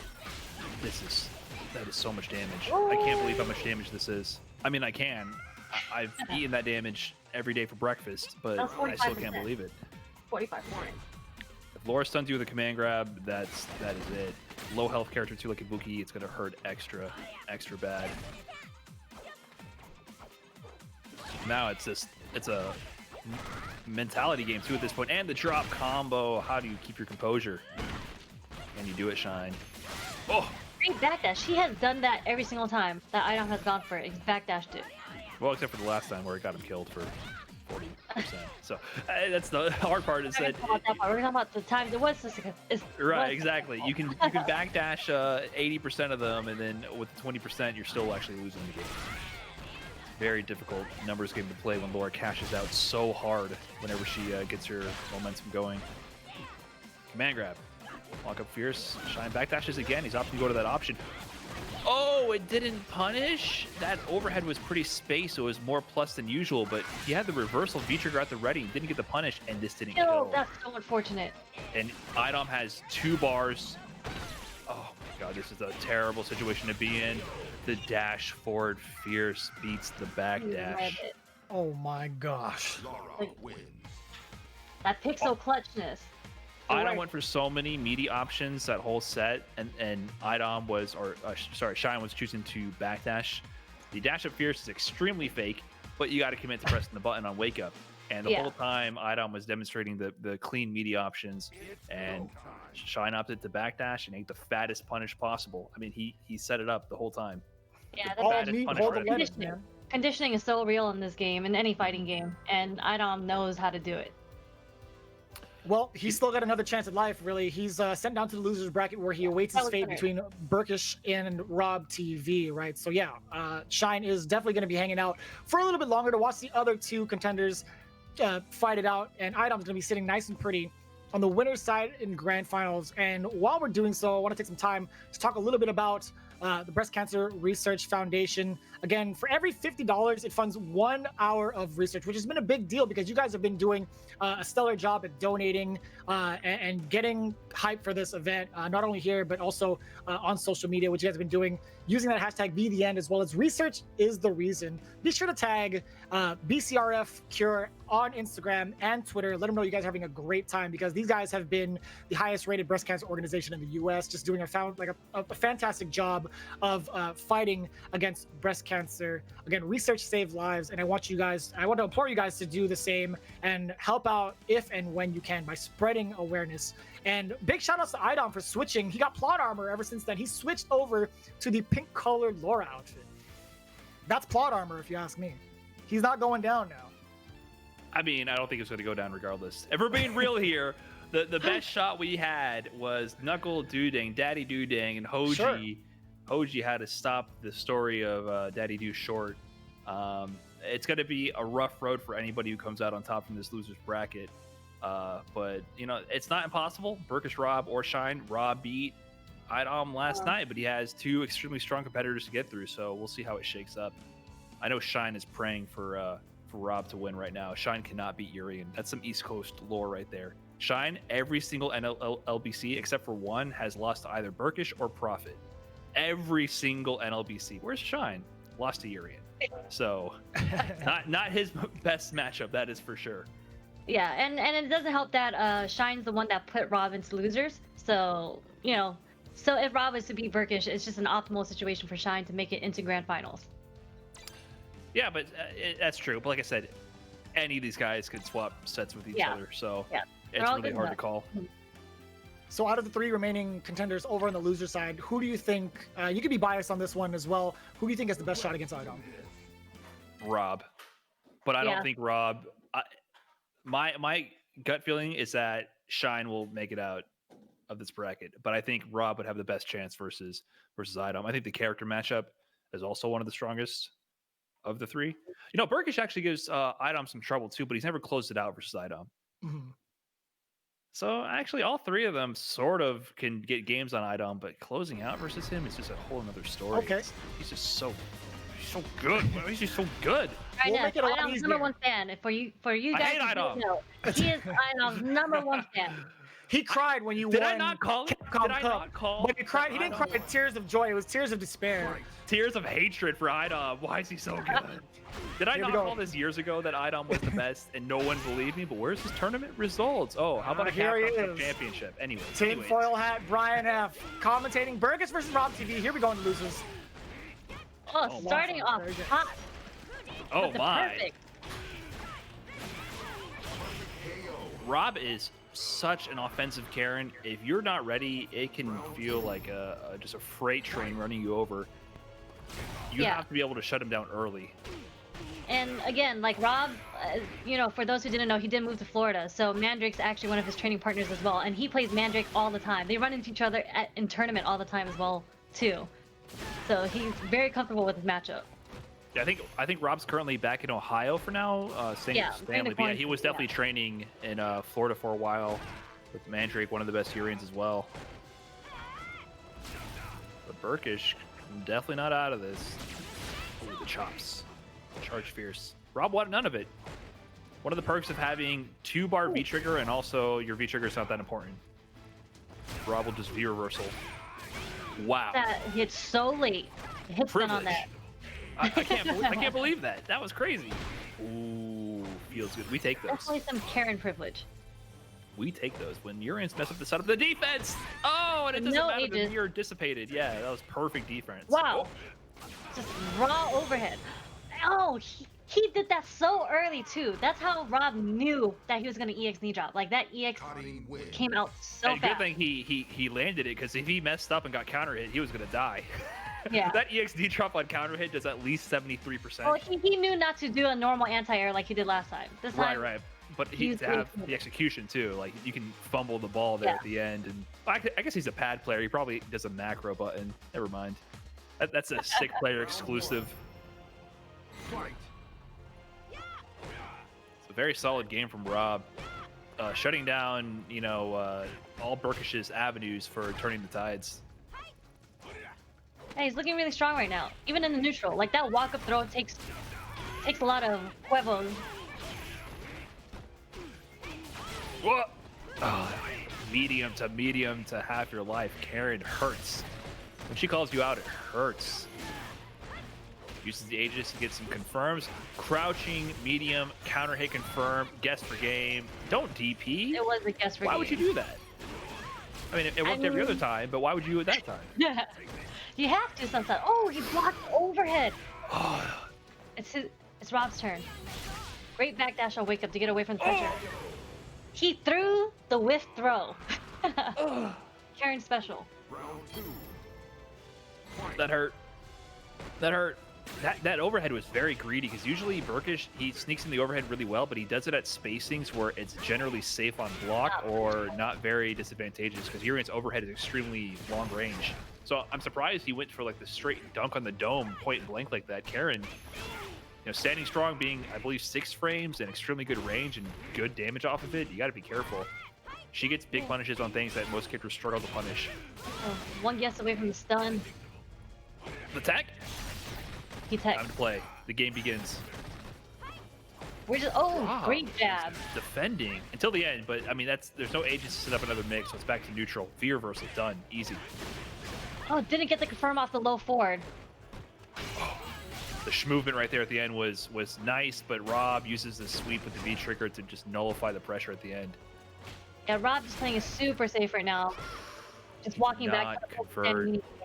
He had the counter hit jab, which would have killed if he was ready to convert that to medium. He was a little late on it.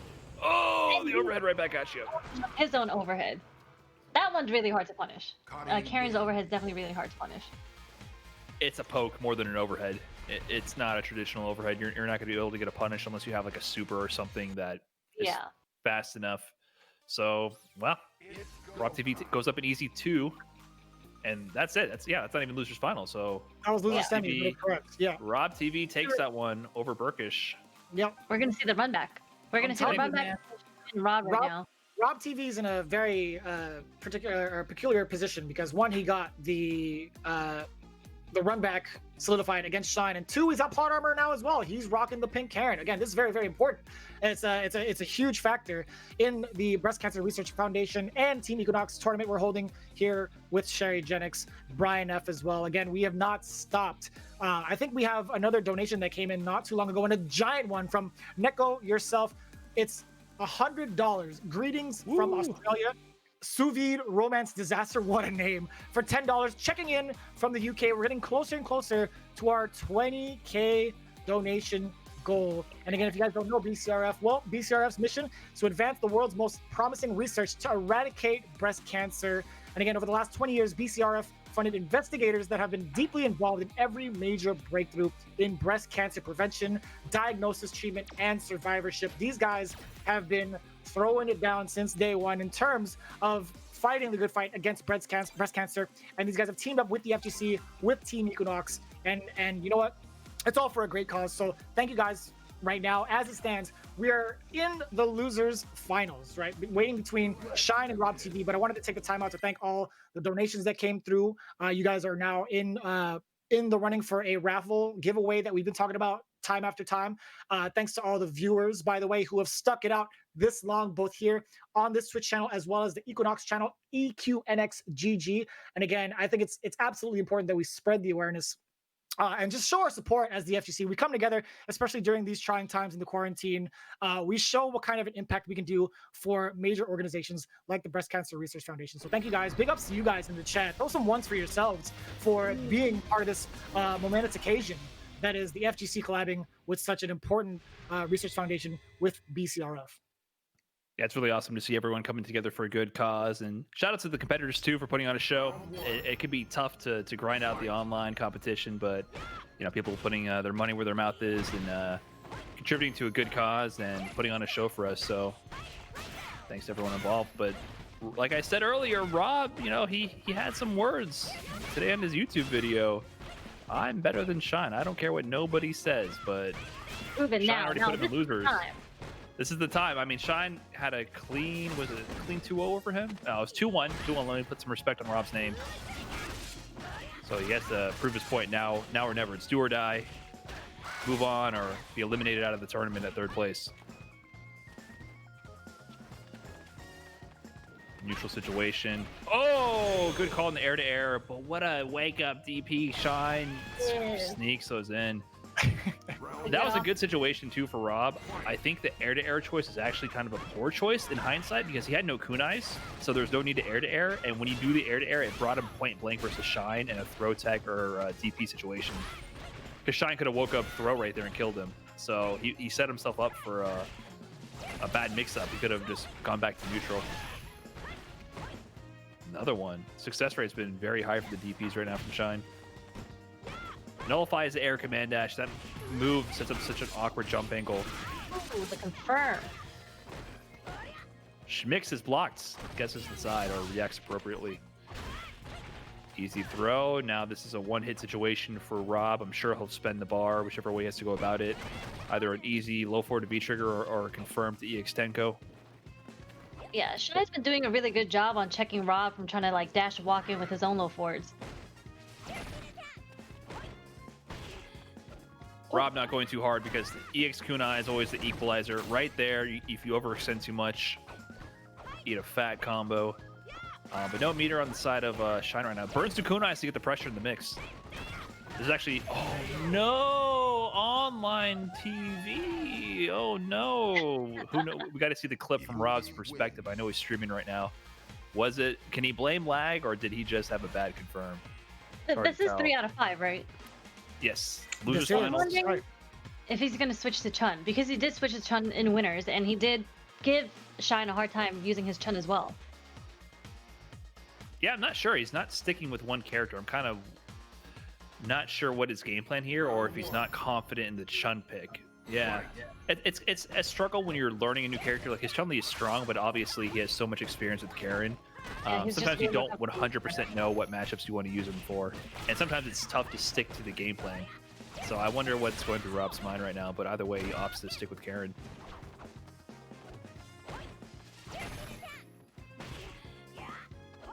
Here, skinny cat. I love how they're all using the pink colors. She definitely says piercing attack, Sherry. Yeah. No, you're skinny cat. I've already established this about like 6 years ago, before the game even came out. Yeah, sure. I had to take like a whole 5 seconds to even get the reference. Think about it, right? I was like, what is she talking about? Let's move on here. Excellent V-trigger usage from Shine. Whoa! The Sandy Spears punch. Anti-air. Too little too late, though. Try to get offensive with the cross-up, but it was a little bit off mark. Allows Shine to just clip with the jab. Punishing the recovery frames upon landing.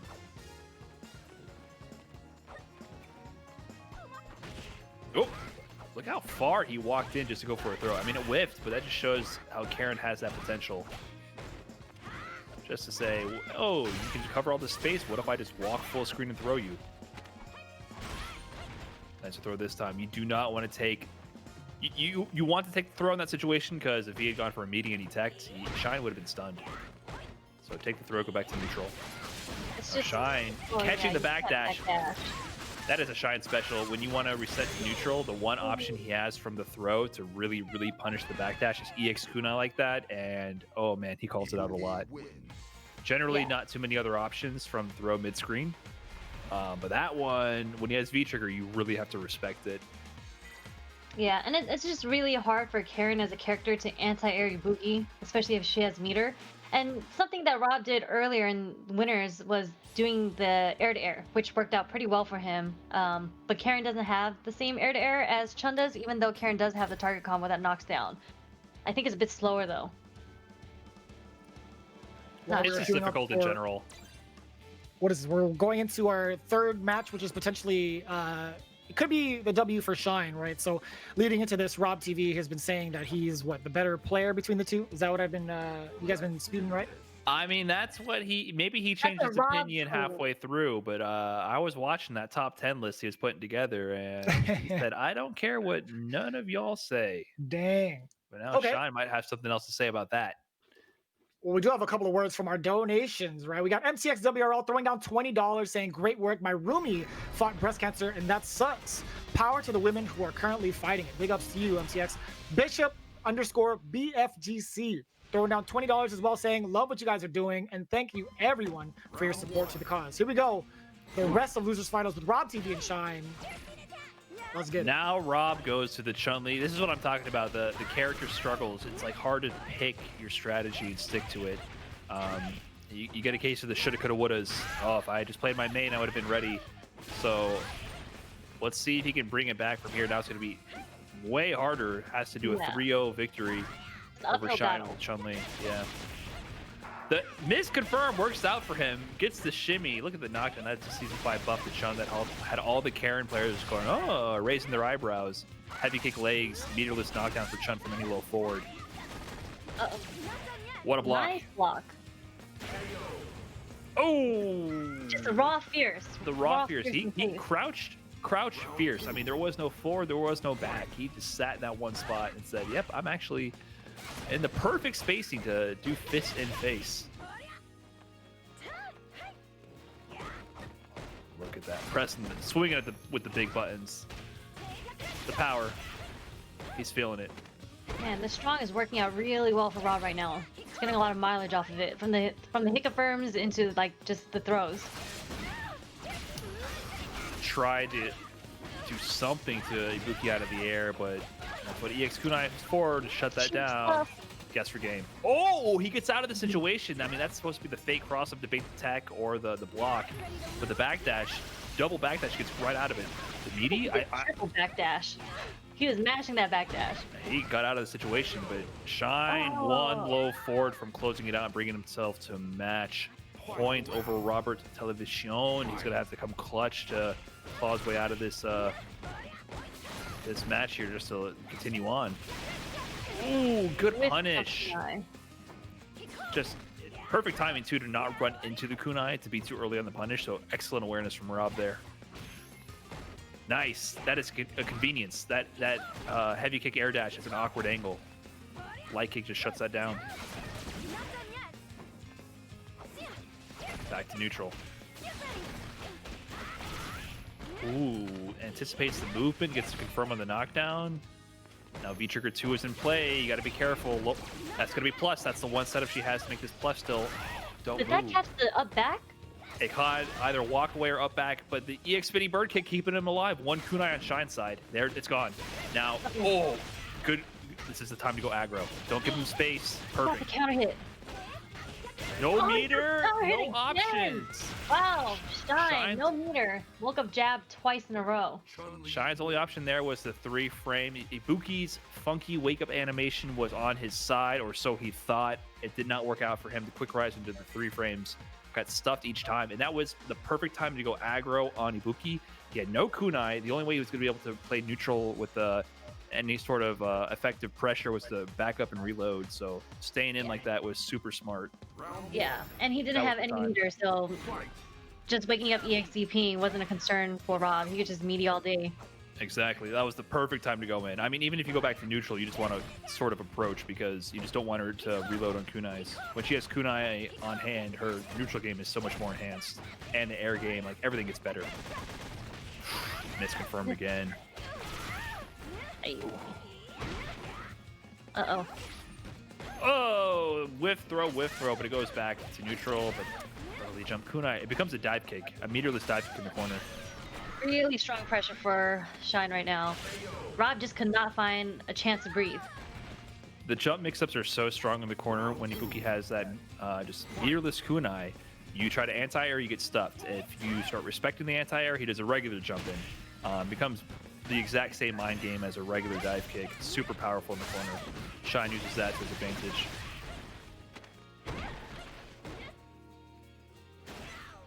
Ooh, spacing the fierce. He's just trying to keep the corner control for that exact reason, to be able to back up and catch any kind of escape option, but Shine converts on the wake-up jab. Oh, this is a perfect situation. Rob nullified the V-trigger mix, goes back to neutral. And needs One one button away from closing out this round. Rob needs it. Wow, Into the when fireball. he That was thought a the footsie fireball, yeah, when he thought the fireball wasn't even an option, covers a bit more range than the medium, a little staggered, so he walks into it. Good call out from Rob. And this Chun-Li pick is working out so much better. See, if he just committed to the strategy from the get-go, that's 2 in a row right there. He's recognized the spacing on the EX kunai when it's going to be punishable. It converts each time. If you're a little bit too deep on the EX kunai, the second hit kind of just whiffed. Right here again, no, V reversal. So that's his option. If it's too close, mash 3 frame. If it's on target, just V reversal. Yeah, and it does help a lot that Chun-Li's V reversal is so fast that she can actually V reversal Ibuki, where other characters can't really. Yeah, sometimes you might do it late, or you might just get thrown out of it. You know, like Chun-Li does not run any risk of getting chucked out of the V reversals. So no matter what, you get some space and get, go back to 0. Mix up city, right in the front. Crucial tech. Crucial tech is look at the life bars. I mean, they're dead even right now. Confident back fierce anti-air into the dash under. That is fat damage. There's one more mix after this. What's the Chun-Li player? What? Oh, there. No.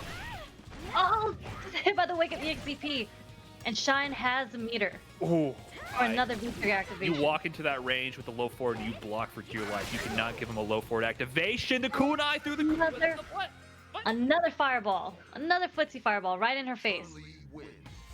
That was so fortunate for Rob and so unfortunate for Shine. But I mean, amazing awareness to like throw out that kind of utility. If he had been trying the same spacing with a poke that covers the same range, I'm pretty sure he would have just gotten stuffed. I was actually pretty curious about that kunai release. That only goes underneath, right? Just even if you have it fully stocked, it's just that linear path is set when you have that specific command release, right? It's just all the lower end kunais just going in. So that was going to go under the projectile regardless. I thought it was going to clash with the fireball. I think they went through each other because of the spacing. I think if a fireball goes through, they clash and nullify the kunai. So I think because of the spacing, the fireball actually started past the kunai, is my understanding. Yeah, that makes sense. There. Yeah, I'd imagine like from further distances out, that would make sense too. It's just one of those things where it was like a split second. It looked as if the kunai just completely passed the fireball from underneath just because of how its hitbox is. But it makes sense that maybe like further out, the hitbox would be different. For maybe I think further out, it would have been better for Shine. Maybe it would have nullified the projectile or at least traded in his favor. Yeah. Something might have happened different, but crazy interaction that worked out in Rob's favor. I know I would be breathing a heavy sigh right there, like, oh crap. Like it worked out. that kunai release is death. That's always the ace in the hole for Ibuki. It's like the last free turn. I'm gonna bank all my resources right now. I'm gonna get in your face, and you're gonna have to guess throw, guess overhead, guess combo.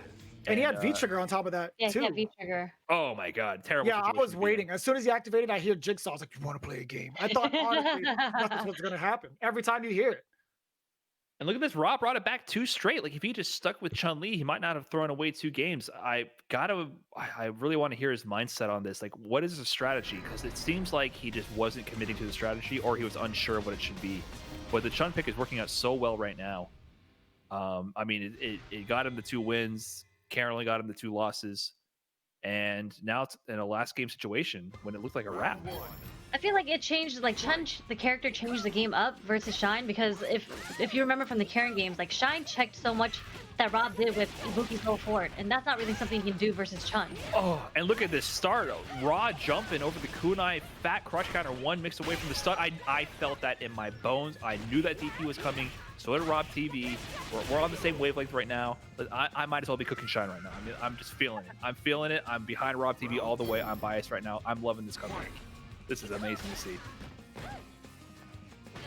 That's the first jump in he did as well. He has not jumped with Chun once until that round. Oh, just avoids the situation. I love seeing the Ibuki approaches just being nullified. Maybe not countered, maybe not taking down any life. Just making it not a bad situation is a win in itself against Ibuki with so many ways to establish pressure and mix. Yeah. It's actually quite, I think it's pretty funny to me that Rob's fireball game is actually really good with Chun. Because it's so scary to throw a fireball from so close, and it's worked out well for him every single time. Shine is falling apart at the seams. He's getting anti-aired each time. He's getting hit by the meaties, and now he's down to his potential last bit of life with the air throw. He read the jump with an air grab. My goodness. We're going to see Rob versus Idom. We are going to see Rob TV versus Idom in the grand finals of the East Coast bracket. Called out. I mean, every single approach Shine was taking in that last game was just nullified. Rob said no, no, no every step of the way. Shine got nothing started. Every offensive approach Rob took landed, and every escape option, every neutral option Shine chose just got completely obliterated. That was such a turnaround. I'm shocked. I expected Shine to be the victor of this loser's bracket here, but Rob TV, I guess that YouTube video, maybe he was onto something. It aged pretty well, despite being a brand new video. Let me go comment on that YouTube video saying, you know what, Rob, you're right. You know, Brian, you gotta use your newfound commentators' curse powers carefully, because again, you thought Shine was gonna take it, but here comes Rob TV, knocking on your door with a pitchfork. He's like, I heard what you said. I heard what you said. Idom has this free. I'm telling you guys right now, there's not a chance in the world. Oh my God. So let's not forget, for the viewers watching, Rob did take out Idom yesterday at LBC, so Rob does have a chance of taking this, but he is going to be fighting back from losers, so he has to beat Idom 6 times, which is an insane feat to do, you know? See, Sherry hasn't unlocked the commentator's curse yet. She hasn't unlocked it. If we right over he could. I didn't say he will. Speak the heart. She missed the point again. Reverse psychology. I said he could. I didn't say he will. So you're using the powers for evil once again. I see. I'm totally kidding. Either way, there's bias everywhere. It's leaking from our hairs, mostly yours, but not mine. But either way, we've established our grand finals here at Street Fighter V for the Cuddle Circuit KO Cancer, very, very special organized event with the Breast Cancer Research Foundation, in part with Team EQNX, teaming up with some other heavy hitters in the FTC. We also had people throwing down some of their apparel, like Tano, Combo Breaker, Kind of Fit, Kind of Fat, EQNX themselves, NorCal Strong Style, you know, and then we also have Zowie throwing down prizes for the top 3 players here. Again, this is a $1,000 prize pool, all going towards these players, right? But the donations, 100% of those proceeds go towards Breast Cancer Research Foundation. So thank you guys. Here we go, the grand finals. What do we have here? Poison versus Chun-Li. Not the matchup I was expecting. I'm not sure what they played at LBC. I understand totally Idom going with Poison because Karen gives Laura a decent amount of trouble. But man, Rob with the Chun. Feeling Chun right now. He is totally feeling Chun. Ooh, the meatiest of meaties. That is some damage right there. Guess for game situation. He doesn't bite on the overhead bait with the overhead, but you know, he doesn't get a punish either. That could have been big, but here's the crush counter. What's the setup after this? Oh, he got the confirm off the low board. Okay, Rob. That was such good awareness because Idom really good at, you know, using the limited defensive options of this game to keep you guessing what's going on. Backdash is in that situation where he knows he can't get a meaty to stop the airborne flip out. But Rob had the awareness to say, oh, you flipped, let me just meaty you on the landing once more. Now, Item established the neutral control here. I'm not sure what the strategy is for Chun. I mean, he's getting in fast because you don't probably want to sit back to get whipped around too much. That trades with the fireball are not going to be in your favor against Poison's whip. Yeah, this is going to be pretty hard for Chun-Li right now. Poison does so well in the neutral versus Chun, I think. Oh, empty jump. Almost has to punish. And yeah, that's not real. Can't do sliding, crouching medium punch to V-trigger. Item will check the fake stuff. It is so hard to sneak past a fake setup on Item. You got to be frame perfect most of the time. Let me see that corner pressure. Wow. Oh, uses the plus frames to overextend with the heavy punch for mad damage. If Rob was smashing his 3-frame, he would have gotten out of that, but what madman would mash 3-frame after blocking EX Heart Rate from Poison? EX Tandon Engine from Poison. So much damage. Into the pressure. It's just... Tick throw. It's lockdown. Like Poison just, it's so structured. You have so few options to escape her pressure when she gets going. So not only is she a ranged monster, when she gets in with the EX heart rate and all the frame traps she starts establishing, it is just so stacked against your favor. There's very few gaps for you to escape, and even if you try to shoot that gap, her anti-airs are the best in the business. I mean, it's so hard to get to even have an opening, and when you have the opening, to capitalize on it, very difficult. Yeah. Especially the damage that Idom gets off of being in V-trigger with Poison, and his conversions off of it. It's just a really difficult matchup for most characters. If you don't have your own crazy comeback V-trigger, like G or something. I think Poison is like top 5 in the game. I think Poison is so strong. Top 5? You think she's top 5? Top 5. Or at least top 10 minimum. Yeah, top 10 for sure. I can see that. I don't know. She has some bad matchups. Let me not speak like I know her matchup spread. Like I know she has a few counters, so you have to like crunch the numbers based on that. But she's just so strong. Like in the matchups where she's an even or favorable, she's so good in those matchups that it's easy to see how she can contend for those top spots. But she has bad matchups, so that's the difference between her and some other characters. Yeah, obviously, I think one of her weaknesses is her getting rushed down. Like earlier, when you saw Rob just being able to get in, she doesn't. Her defensive options aren't too great. She doesn't have how do you make that happen more than once? Exactly. That's what makes this character so good. So you're saying she's top 5? I heard you, Sherry. All right, I see you. I just did not say such a thing. Light kick confirm with the counter hit. She is also blessed with extremely far range light, so in a lot of counter hit confirm situations where other characters just would whiff, she gets full combo conversions. Idom fighting out of the corner. He's actually very comfortable doing this with Poison. He's won many matches just controlling the corner situation. So yeah, even if you have her in the corner, it's definitely not necessarily the most advantageous position. She can fight out of it super well.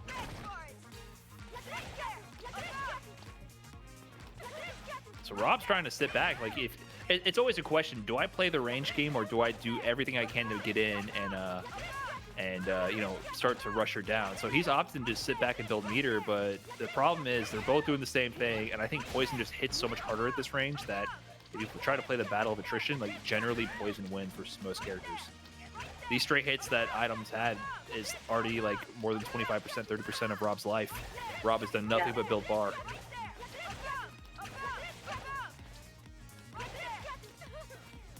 Yeah, really, honestly, at this point, Idom doesn't really have to do much, especially from this range. Like he's not really concerned too much about what Chun-Li can do. Oh my God! The air V skill randomly clips an EX overhead from Idom. That was just like fortunate. It's going to turn into so much. I think the strategy was a waste of time because generally she gets too much damage from a distance, but that one interaction puts Rob in a winning spot. Just trying to find an activation right now. You can't avoid it. You have to give it to her. That low forward activation is going to happen one way or another. Doesn't quick rise, so you don't get the mix up. She actually gets the mix up with the Molotov, but Hold up there. I mean, you got to do something. Otherwise, what's going to do? If he sat there and took the meaty, she's going to get the EX heart rate, which means guaranteed throw mix up. So you either burn your V reversal and lose your comeback factor with only 18 seconds left on the clock, or you try to escape the situation and pop V trigger and win. She basically nullifies all comeback factor. She grinds you down, grinds your health, grinds your resources down to nothing, and takes the win. Like, she is so strong. When she's strong, she's so strong, and it's very like anti Street Fighter 5 in the sense that you can't just pop V trigger and win. You will not be able to do that. Yeah. You have to save your bar for V reversal. Her play style is very similar to what Menat was before. As in, she nullifies, trying to rush her down all the time, and her neutral was just so ridiculous. And she could play like 2 different play styles where she can be super aggro or she can just play the neutral and defensive. And it's the character to some extent, yeah, I agree, but she also doesn't need the comeback factor. Like, Menat had comeback factor because if you knocked her down, like, you can get past what she did and rush her down better. I think Poison, the problem with Poison is she finds any gap, she pops V-trigger, and she just burns bar on EX heart rate and gets guaranteed 50-50s over and over. Guaranteed. Menat had to do the ridiculous V-trigger conversions and make comebacks that way, and that's what she excelled at. But Poison is different. Like, Menat, you can save your meter or not. You can burn it. Like, you can make a V-trigger comeback on Menat. You can't make a V-trigger comeback on Poison. If you do not kill her right then, you're done. So Rob recognized that. Like, he was trying to save the V-trigger because you burn V reversal, he's done. He needed the V-trigger. So I want to see how he tries to counter this. Poison, if you're not ready this season, when you run into a good Poison player, it is going to be a problem. Yeah, he might switch to Karen. You think he's... Actually, how does Guile do? I don't know. Rob actually has a lot of characters. Rob dropped Guile. It's kind of a weird situation for me where I feel like Chun is the replacement for Karen, but Guile would be a good pocket, but how do you split your attention that many ways? So he doesn't tend to pick up Guile as much anymore. I think Guile would actually be a good pick. I think it's a good pick too, but Poison has such a good job of like trading with Sonic Booms from certain distances that could be a real detriment to Guile's game plan from certain ranges, right? Yeah, you can't just go in like default Guile. Poison is anti-default everything in this game. You have to have a game plan versus her. You can't just play like, I'm going to play my normal game. No, you will get grinded down. Rob is really just trying to find an opening right now, but failing. Yeah, he tried to avoid the pressure again. Whenever she has that V-trigger stocked, you must block. She's going to do low forward to activate, and you're going to take the pressure. So trying to escape her pressure is sometimes much worse than just taking it. Activate. This is a decent situation. She's going to have bar, but it doesn't time it. Idom is looking too solid right now. Reversal jab. He knew. Potential tournament point for Idom here. Capcom Cup champ Idom. Rob is trying to do his best to figure out a strategy to counter the both the ranged and up close offensive onslaught. Excellent whip punish from Idom there. Yeah, Idom is just not letting Rob walk up to him. This is a done deal. Can I say it? He's gonna get grinded down. Oh, he whips? You can't say it yet. It's not over till it's over. That's a negative situation. Oh my god, what's happening? Wow, that didn't... Okay, and with the overhead. Ends it all with the Love overhead. me Pender. What a way to close it out. Idom. The best in the business? He was only number 3 on Rob TV's list of best players in America. Only number 3. Rob, he didn't put himself in the top 10. Number 1 and 2 were Punk and Do. Punk, Do, Idom was the order he put it. But Idom showing that he is definitely one of the best, one of the most consistent players in all of Street Fighter 5. I mean, who could stop this man? Yeah. Do's the only guy who's been able to do it, and he fell short to the other sharks in the tank. Yeah. And Idom did his job and held steady. Easy 3-0. It's funny, I was waiting for one of you to do the big grand finals winner moment, but I know in your heart of hearts, you guys are both hoping that Rob would do it. And I felt it in your bones. Because nobody I was waiting for you to take it, Jeremy. Yeah, you're the professional commentator. No, see, as a we professional, all got quiet because I thought you were going to say something. No.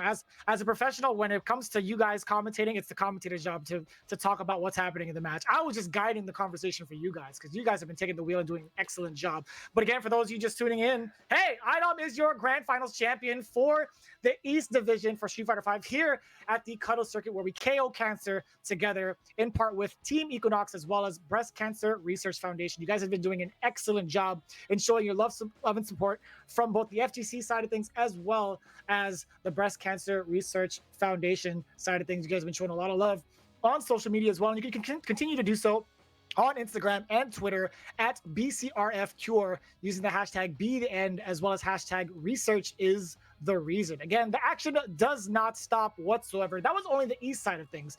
We still have the West Division Street Fighter V top 8 to go through. And again, we highly encourage you guys to check it out. But before we get into that, we have a couple words from the Breast Cancer Research Foundation. Take a look.